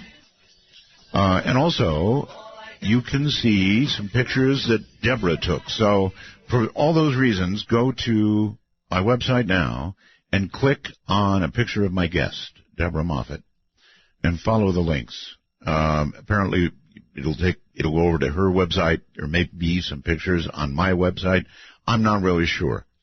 We're about to go to the phones, and I really do want your help in asking questions. This is a very, very long-term, significant haunting case or demon case. I guess a demon case, right? We'll talk more about that. Anyway, here's the talk.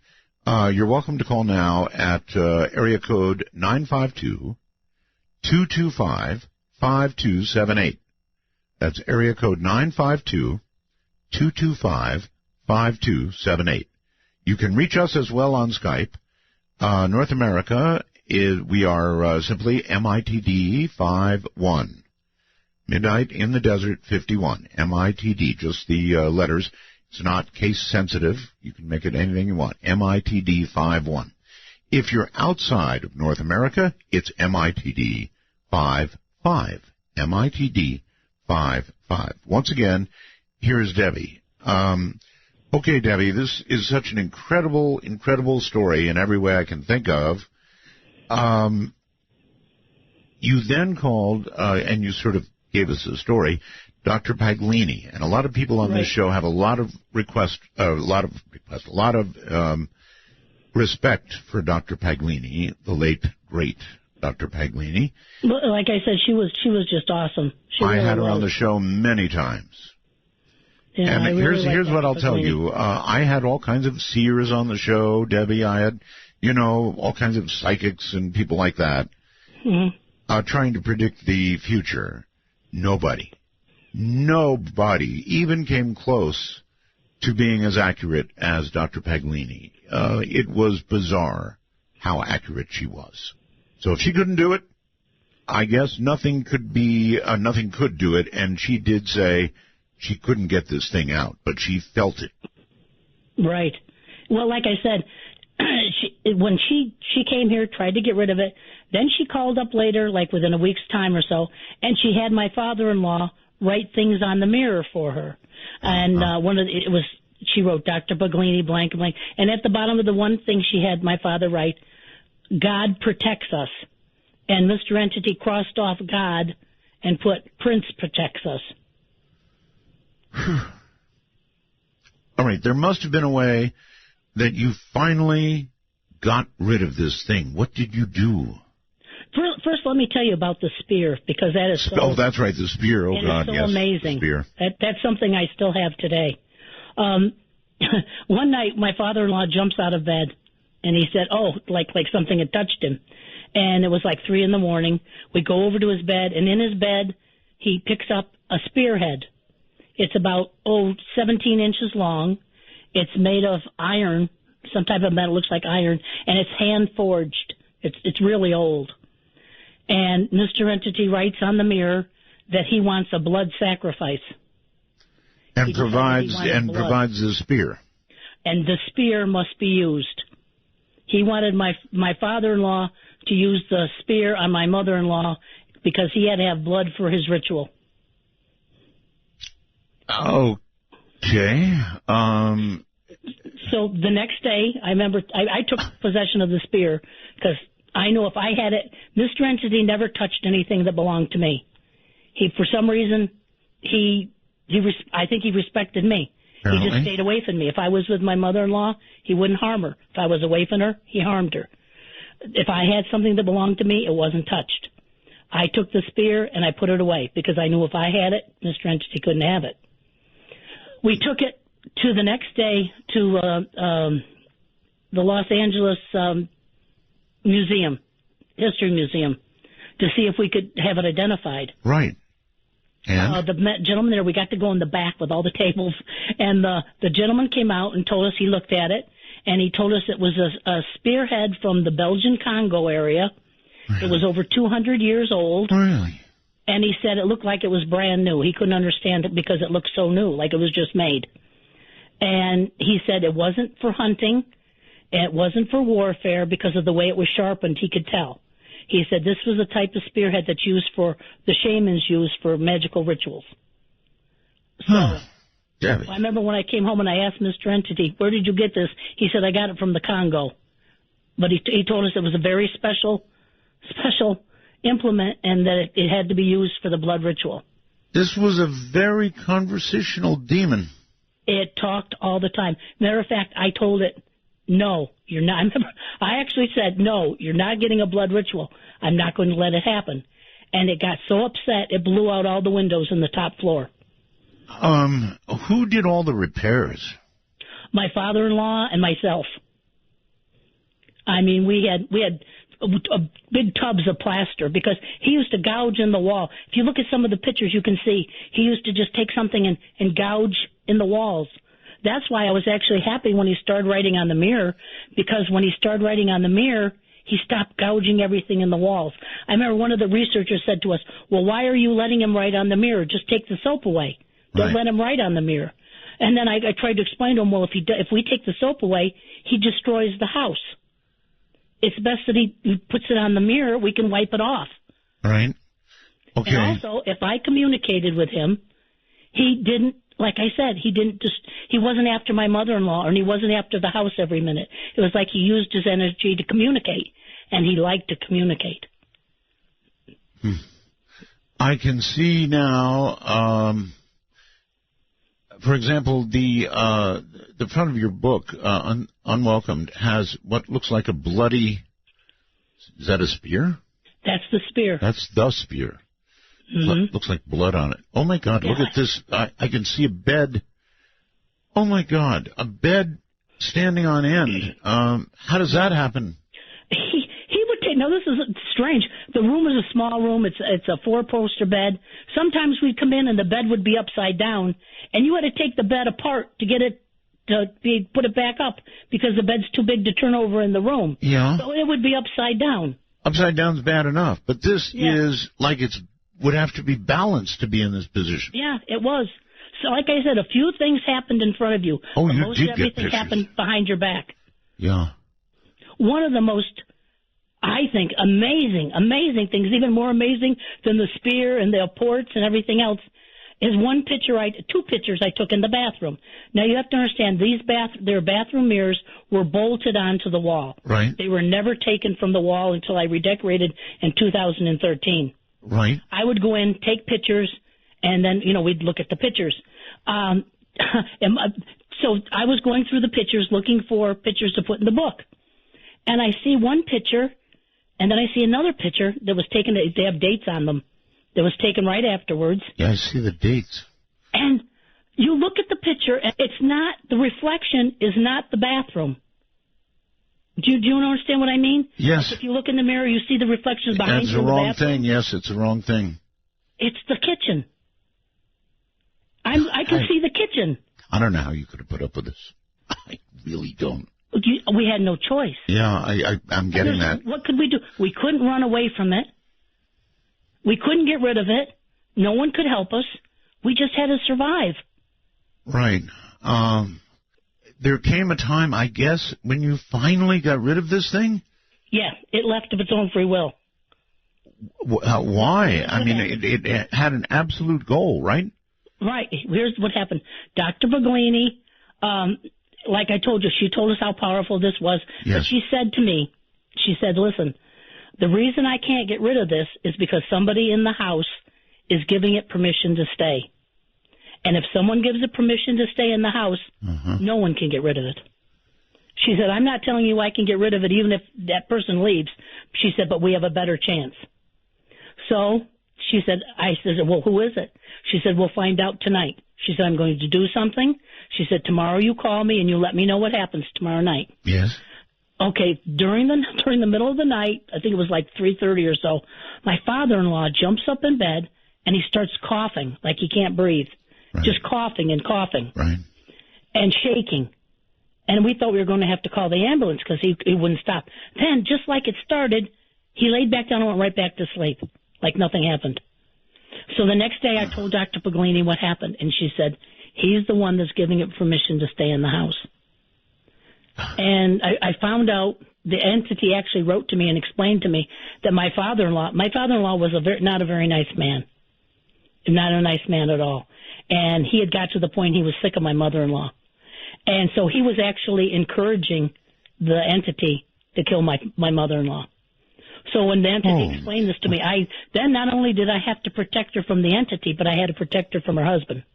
And she was one of these old-world Italian ladies. We would say to her, Ma, you got to get rid of him. He's got to go, or we can't get rid of the entity. Oh, no, it's not him. It's not him. We even sent him to a psychiatrist, everything, to try to find out if the hostility he had towards my mother-in-law. Nothing helped.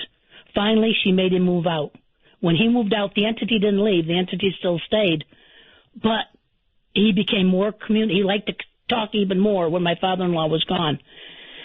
Once my father-in-law was gone, and I knew nothing was keeping him in the house, and Gary was still living with us at the time, I remember telling Mr. Entity, you have to go now, Mr. Entity. No one's keeping you here, and you're not going to stay here.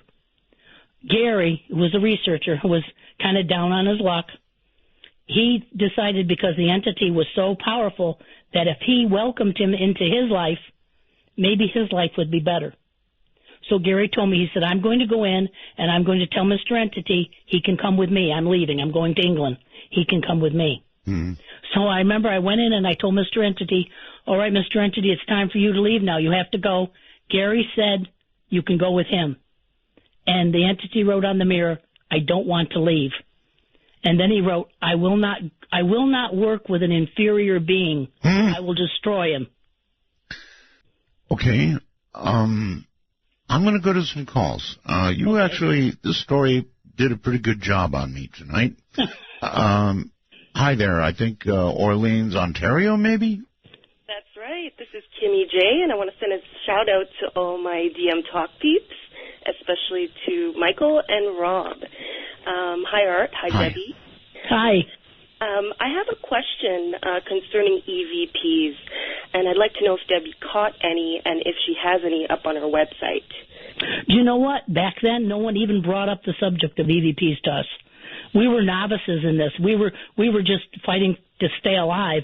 I didn't, if someone would have suggested it, I would have tried it, but no one even suggested it. Yeah, and you didn't really need to hear voices. You had it all written out for you. Right. He would write it. Okay, perfect. Thanks a lot. You're very welcome. Listen, folks, be sure you take a look at these photographs. The ones that are on my website, just down below Deborah's picture, you'll see her books, and then you'll see this bed standing on end. When I mean on end, 2 legs. The other 2 legs clean up in the air. This was serious stuff. You'll see a picture of this spear. I guess that's what it is, a spear. How big was that? It's about 17 inches. Okay. And it looks like it's made for ritual sacrifice of some kind. Oh, right. That's the entity told me what this spear is possible. It has the capability to do, and I won't even talk about it. I mean, I just keep it put away so it can't hurt anybody, because if the entity gets it again, I'm afraid he'll hurt somebody with it. Are you afraid it's going to come back? No. Good. Robert, you're on the air with Debbie. Your story. I'm very moved by it, too, but, Robert, I had to cut that out. I don't want you to give your last name on the air. Oh, I'm sorry. I had no idea. My bad. So, Robert... can I start again? Yes. Hello. I just wanted to say, Deborah's story, you've moved me, and we have a research group here, and we have gone through something very similar. We have found that it's the interaction between when the spirits or demons talk to you, and someone does need to give permission, but also anyone sensitive who can hear them. It's the interaction that seems to give them energy. And the more you talk to them, the more they can affect you. There's so many people I found going through this now. I just wanted to let people know that. And the mouse thing, that when I was first in a house, when I first started being able to hear, I didn't believe what I was hearing. And it's like they wanted to prove it, and a mouse, a big or a rat, walked up and stared at me exactly when Art started saying what had happened to him. Chills just tore through my spine. This is like the 5th time I've heard this. The fact that it happened live to Art is just flabbergasting. And so that is... I'm very happy to hear that after that man left, after he was put out of the house, that the entity finally did leave. That at least I can tell some of the people here who are still suffering from that. that there is hope. They just have to. I wish I knew how your person that helped you made him cough, so you could identify who in fact was giving permission. I would love to know how to do that. Is it a prayer? Is it a ritual? Or if you could elaborate on that, I would love it so much. Thank you. When Gary told him he could go with him, Mr. Entity said, "No, I'm not going. I want to stay here." And all I did was say, "No, you're not staying here. You have to leave now. It's time for you to go." And he said, "I won't work with an inferior being." And this is so strange because for a demon, when he talked, he said, then he wrote, why? I said, well, why won't you go with Gary? He said he has no integrity, he has no word, and he gave like a list of things, and I thought, what a strange thing for a demon to demand from a person to leave with when he's a demon. Yet he expected the person that he left with to have like integrity. That was so strange. Yeah, this whole night is strange. Let's go on to our next caller. You're on the air with Deborah. Hi. Hey, how y'all doing? I just wanted to say that I find the subject of Apport to be extremely interesting. That's the most interesting thing I've heard tonight. I just wanted to clarify with you, Debbie, there was no apparitions that have appeared during this situation? My mother-in-law saw something twice. She saw blackness come after. It actually chased her down the hall. And she saw like a blackness. No, nothing with the eyes, no form, just black. It went after her twice when she was alone. A shadow figure of some kind? Actually, she said it wasn't even a figure. It was just blackness, like a black cloud. The only thing I said that I saw that resembled when it showed itself with the insulation. Have you ever heard of the documentary, The Afterlife Investigations, either of you? There's a lot of Apport. No. Yeah, it's a study by Skoll. That's what the name of it was a British study of these sort of things. It's very interesting that I think both of you should check out. It's called The Afterlife Investigations, and it's one of the best documentaries I've ever seen dealing with Apports and all kinds of different things. All right, well, I'll check it out to be sure. Do you remain interested in this sort of thing, Deborah, or do you want to put it behind you? You know what? I still have an interest in it. I don't want to get involved in it because I just, I've been there, done it. I just don't want it. But it's still very interesting. Why it's interesting to me is because I have so many unanswered questions. How things happened, why they happened, who this was. I would love someone to say, to research it and say, this is what really happened. This is what it was. This is why it could do this. That I would love because I have no answers. I get it. Okay, let's go to Twin Cities for Deborah. Hi. Hi, Art. This is Rocky. I had a couple questions. One of them was answered. I was going to ask if she tried removing the soap, but I guess she answered that. So I was wondering if the entity could kill animals, why she thinks that it couldn't actually harm any of the humans. Because I believe that a human is a higher soul, and I don't think the demon could kill it. I think I think even demons have rules. That's my own belief. I don't know if it's true or not. Demons have rules? Yeah. I think there's everything has certain rules. And I really don't believe a demon can actually kill someone. I think they drive them to suicide, or they scare them to death, or they influence somebody else to hurt them. Actually, that may be a pretty good point, because rarely do you ever hear, but a dog torn in half, literally. I mean, my God. It was horrible, absolutely horrible. Anything else, caller? Seeing the image of the spear, it sort of reminded me of images of ancient relics about the spear of destiny, the spear that was used to pierce the side of Jesus. It does look very ancient to me. Yeah,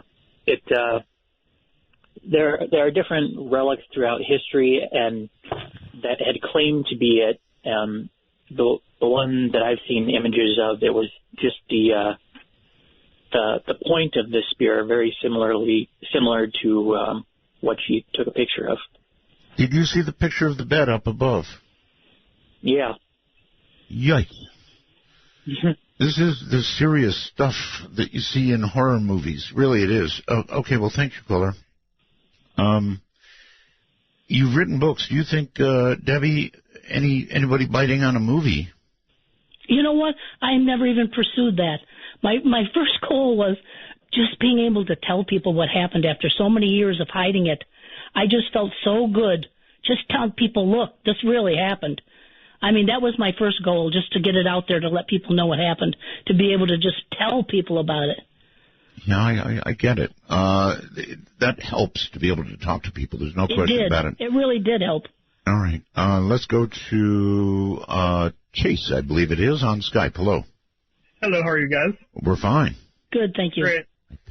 Deborah, I wanted to ask you if you ever did any research on Prince, actually. I vaguely remember something about Solomon in the Old Testament working with some form of demon called Prince, or any kind of research on the triangle with the tail. You know, we had Todd Hendrickson, who's a researcher right now, looking into it, and he hasn't found anything that matches it completely yet. He's still looking, he's still researching, but no one can come up with it. But you'll see, if you see some of the pictures in the book, I mean, he put the symbol everywhere. So it was his mark. Wow, it's very interesting. That's the only question I had, and Art, times like this, it really makes me miss Father Malachi Martin, hearing this kind of stories. All right, thank you very much for the call, and take care. This is just an odd night all the way around. Hello there, you're on the air with Deborah. Hello? Hello.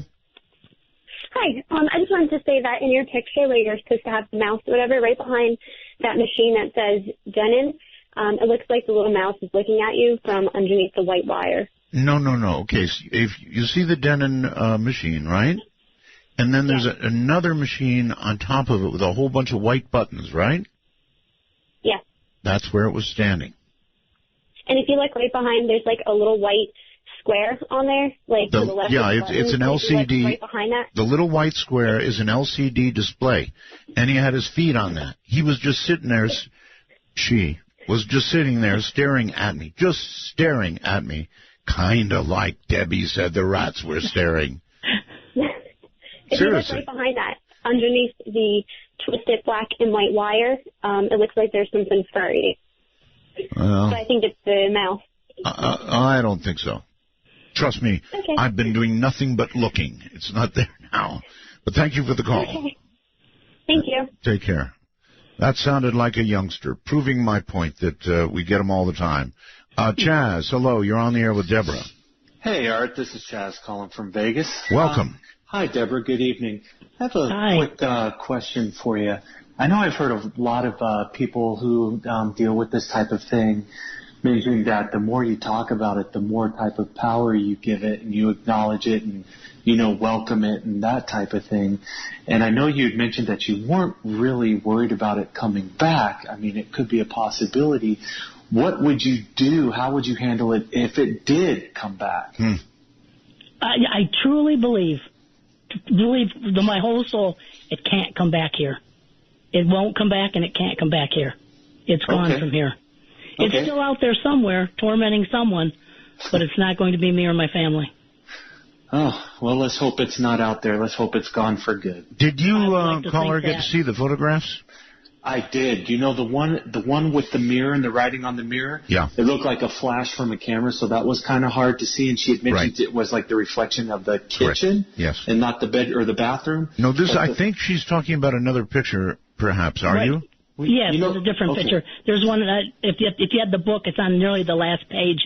It's a really good picture, and it shows the kitchen. Okay. And it's like, how can this be? It's being taken in the bathroom. Wow. Well, the one of the bed was, that was pretty wicked, man. Yeah, that's kind of like out of any horror movie you could name. All right, Chaz, thank you very much, and take care. Let's go to how about Benton, Arkansas, on the phone? Hello. Hi, this is Joseph. This is a first-time caller. How you doing, Art? Very well, Joseph. Thank you for calling. Great to have you. Well, yeah, it's great to be on the show, man. I really like it. I was going to ask Debbie, though, did you ever have anybody like a ceremonial magician, anybody that did things like that drew pentagrams or anything? Yes, we had. Did that work at all? Nothing worked. Matter of fact, Mr. Entity would make fun of them when they left. Or if they left anything around, like some witches would come and they'd leave candles, you turn around and Mr. Entity would take the candles and throw them in the swimming pool. We had all kinds of religious objects and candles in the bottom of the pool. Okay. Well, I was just wondering that because I've actually seen that work before. And I don't know if you're familiar with Robert Monroe or the Monroe Institute.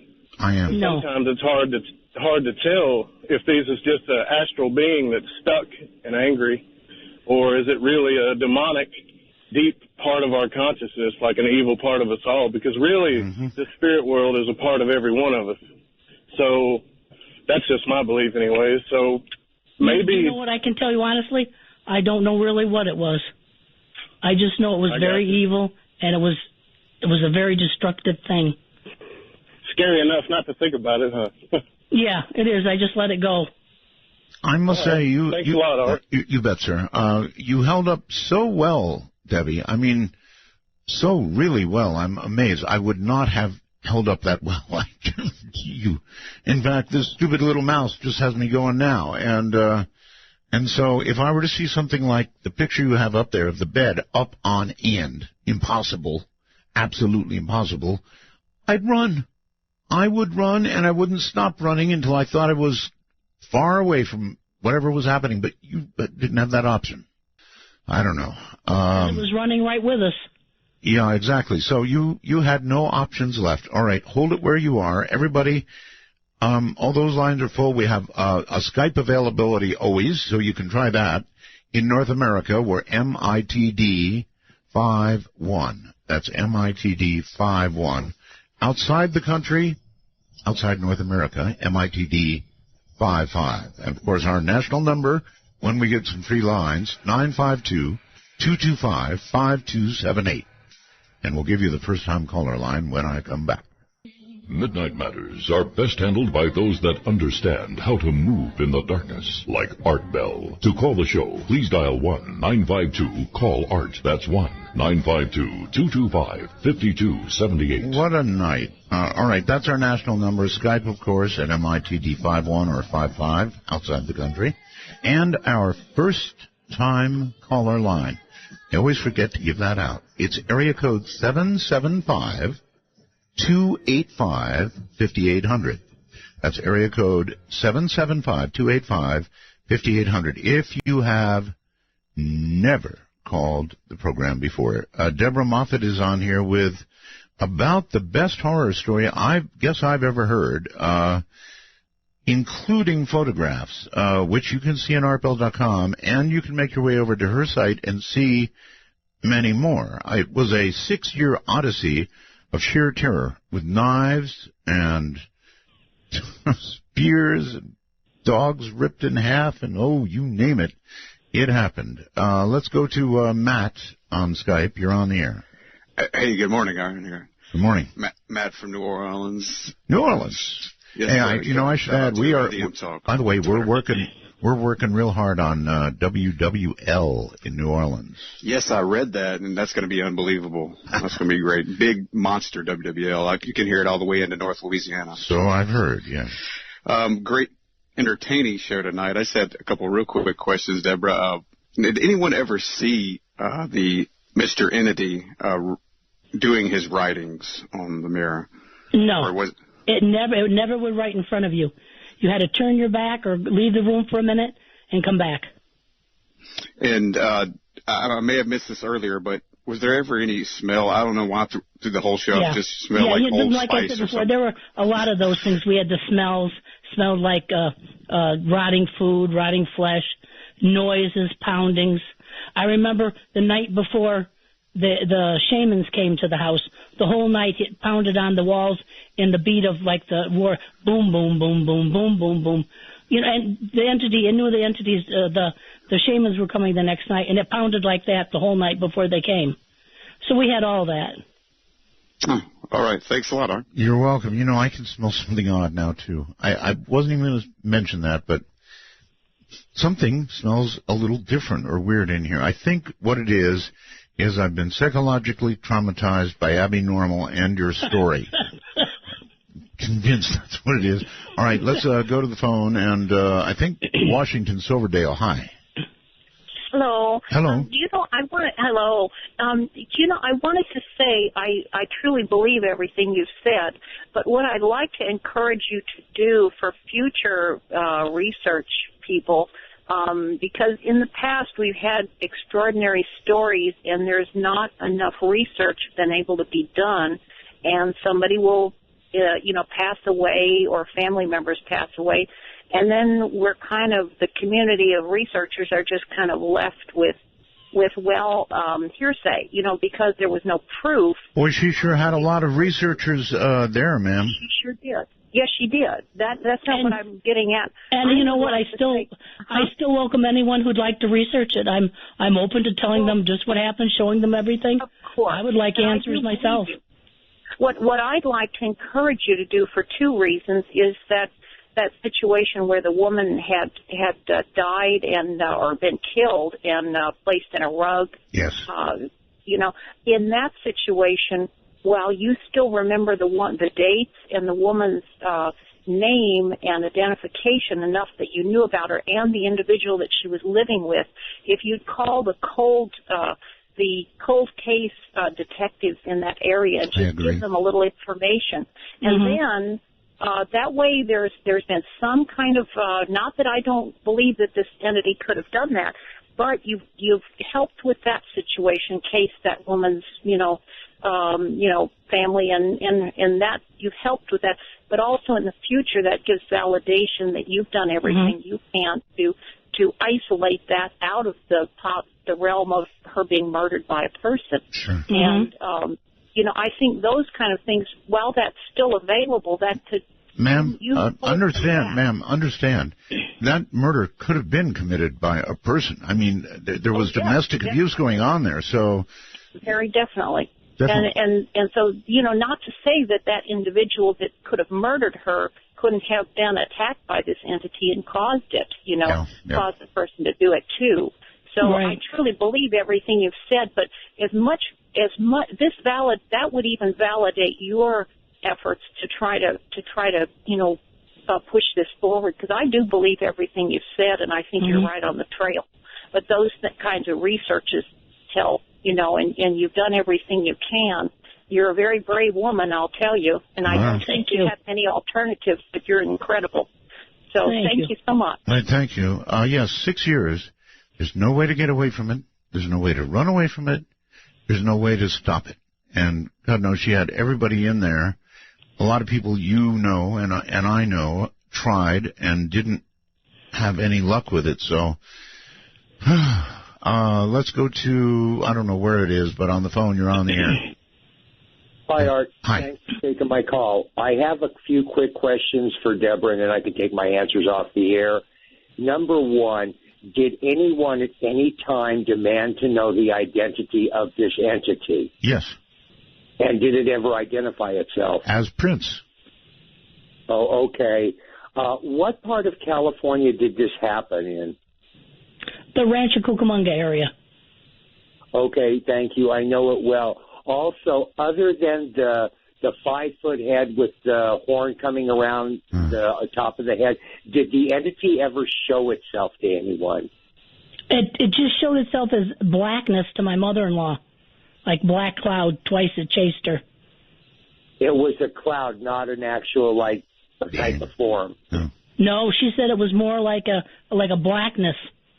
Okay, well, good luck. I hope it doesn't return to haunt you anymore, and I give you kudos for what you put up with for 6 years. You're a very strong woman, Deborah. You're welcome. Thank you. Yeah, apparently it doesn't respond well to a cross or a Bible or a religious artifact of any kind, right? It used to, what it did to all her statues, her religious statues, it would snap the heads off.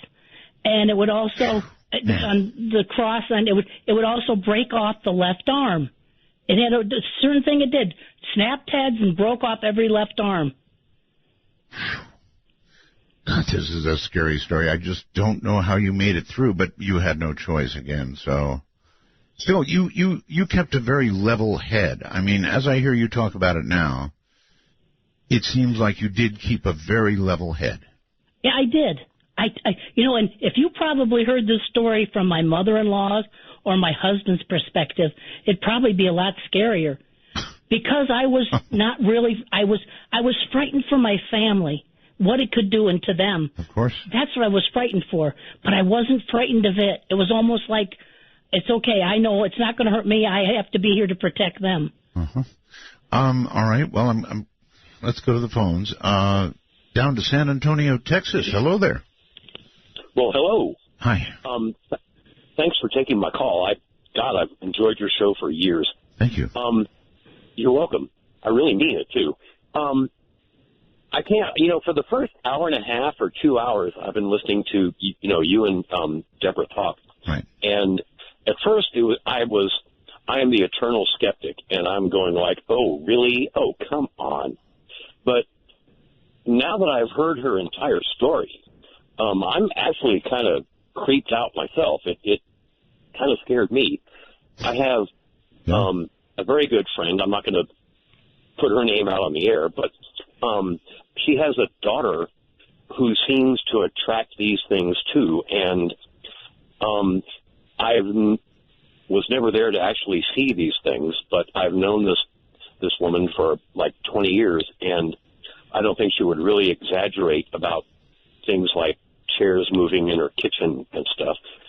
So even though it took me a while to kind of really get into what Deborah was saying, I like a lot of the callers, I'm actually amazed that Debbie, you were able to actually put up with this for so long. Except there was no choice. And I keep saying the same thing, but there was no choice because this thing followed her. It wasn't in the house. It was after after mother-in-law. So there was no choice. It followed them no matter where they would go. Even if they went out for the night, it followed them. So imagine the horror of that. For 6 years, I can't even imagine. This is a freaky story, and I don't get scared easily. Tonight, I don't know why, Debbie, but this scared me. Yeah, you know what? Mr. Entity was a very, very evil entity. He was evil. Yeah, well, it wanted to kill. So you actually really do believe in, like, there's evil out there? I mean... I lived with it. I know it exists. Wow. Okay. There are bad humans and there are bad whatevers, but evil... I mean, think about it. Caller, think about it for a second. If it was you, and this thing began to attack and communicate with you, and it wouldn't matter who you called in, priests, people who were really good, like Evelyn Paglini, the Warrens, with this type of thing, they could do nothing. There was nobody who could do anything, and you were night and day. This thing was with you, and there was no way to get rid of it. Now, that's frightening. Well, I do a lot of reading, and I'm not overly religious, but what I have learned is that if you're really in that much of a bad situation, I don't think there really is much that a human being can do about it, and that's when you have to call upon whoever you believe in, God, Jesus, whoever, and you've got to ask them to come in and help you. And they did that. Sir, they had a priest in there. Yeah, I know. Obviously the wrong one. Yeah. My mother-in-law prayed continually. I think her strong belief in God is what got her through this. Huh. Because she believed that eventually God would win. So goodness would win. So I think that's what actually kept her sanity through this, was her strong belief in God. I have a quick question, Deborah. Why not call another priest? I mean, if the first priest... We tried other priests. And? We went to other priests, and they would say, we have to get permission from the bishop to do this. And it was a time when it was almost like the Catholic Church was trying to poo-poo things like this going on. There was that period, actually, with the church. Yeah, it was like they didn't want to address the situation. So that's what happened. I mean, we tried other priests. Okay. Anything else, caller? Well, there is one thing. You were talking to the young one about the picture on the of the denim. Yes. And I've been looking at it, and if you look at the LCD, and just above the LCD and below the like white and black wires, yes, it does look like there's a mouse hiding there. It's not. It's not though. It's Was it like a rag or something? Or? That's just a what's called a ferrite. It's a ferrite on a cable. No, like where the twist is, or it's right below the black and white wires. It's actually sitting on a ferrite, which is a kind of a round thing. So trust me, it's not a mouse. Okay, but I can sure understand where the youngling came through with that. Yes. Okay. Well, thank you very much, Art. I appreciate your time. You're very welcome. Let's go to the phone and say hello. You're on the air. Hey, Art. This is Josh from Dallas. Hey, Josh. At first, when I heard this, I sort of ran everything through my head, and I think the thing that really got me, I just went on your site, and I looked at the book and the symbol that is on the book. Now, was that the symbol that Deborah had been shown by this entity? Yes, it's a triangle with a tail, and he put that all over. He even carved it into our car. Have you ever heard of an iblis? No. That is the symbol of the iblis jinn. What is that? That is, it is spoke about in the hadith. I saw that exact symbol whenever I was in Afghanistan in 2010. Can you spell that for me? Really? Can you spell that, please? IBLIS. Okay. It is the third type of jinn. That is why you saw smoke. That is why you had certain smells. Now, does it like water? Because this one had a lot of control over water.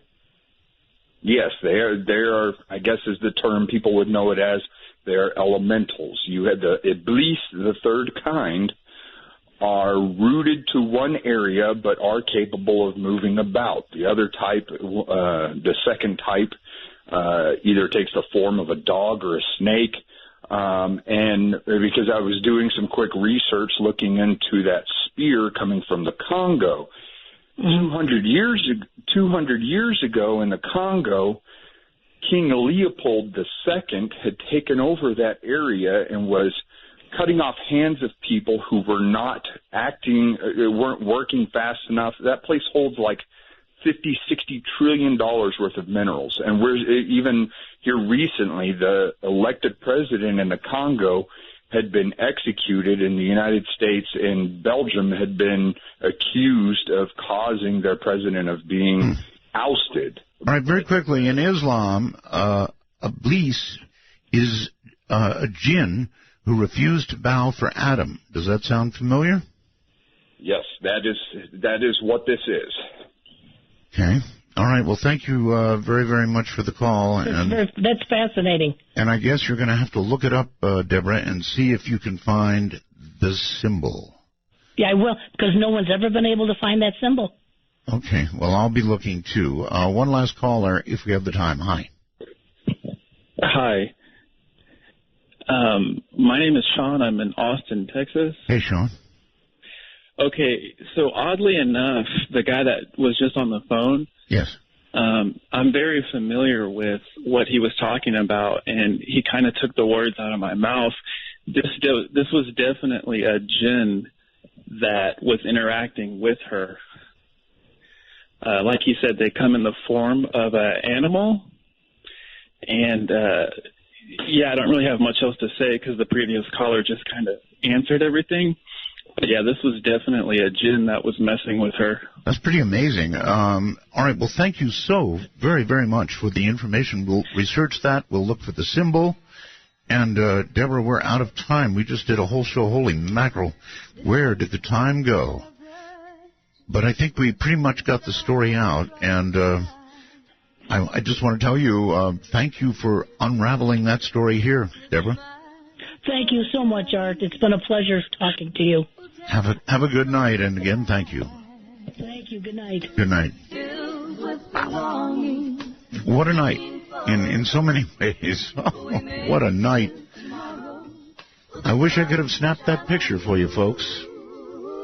I'm not going to be over this for a while, actually. Just Just a mouse. Abnormal, but just a mouse.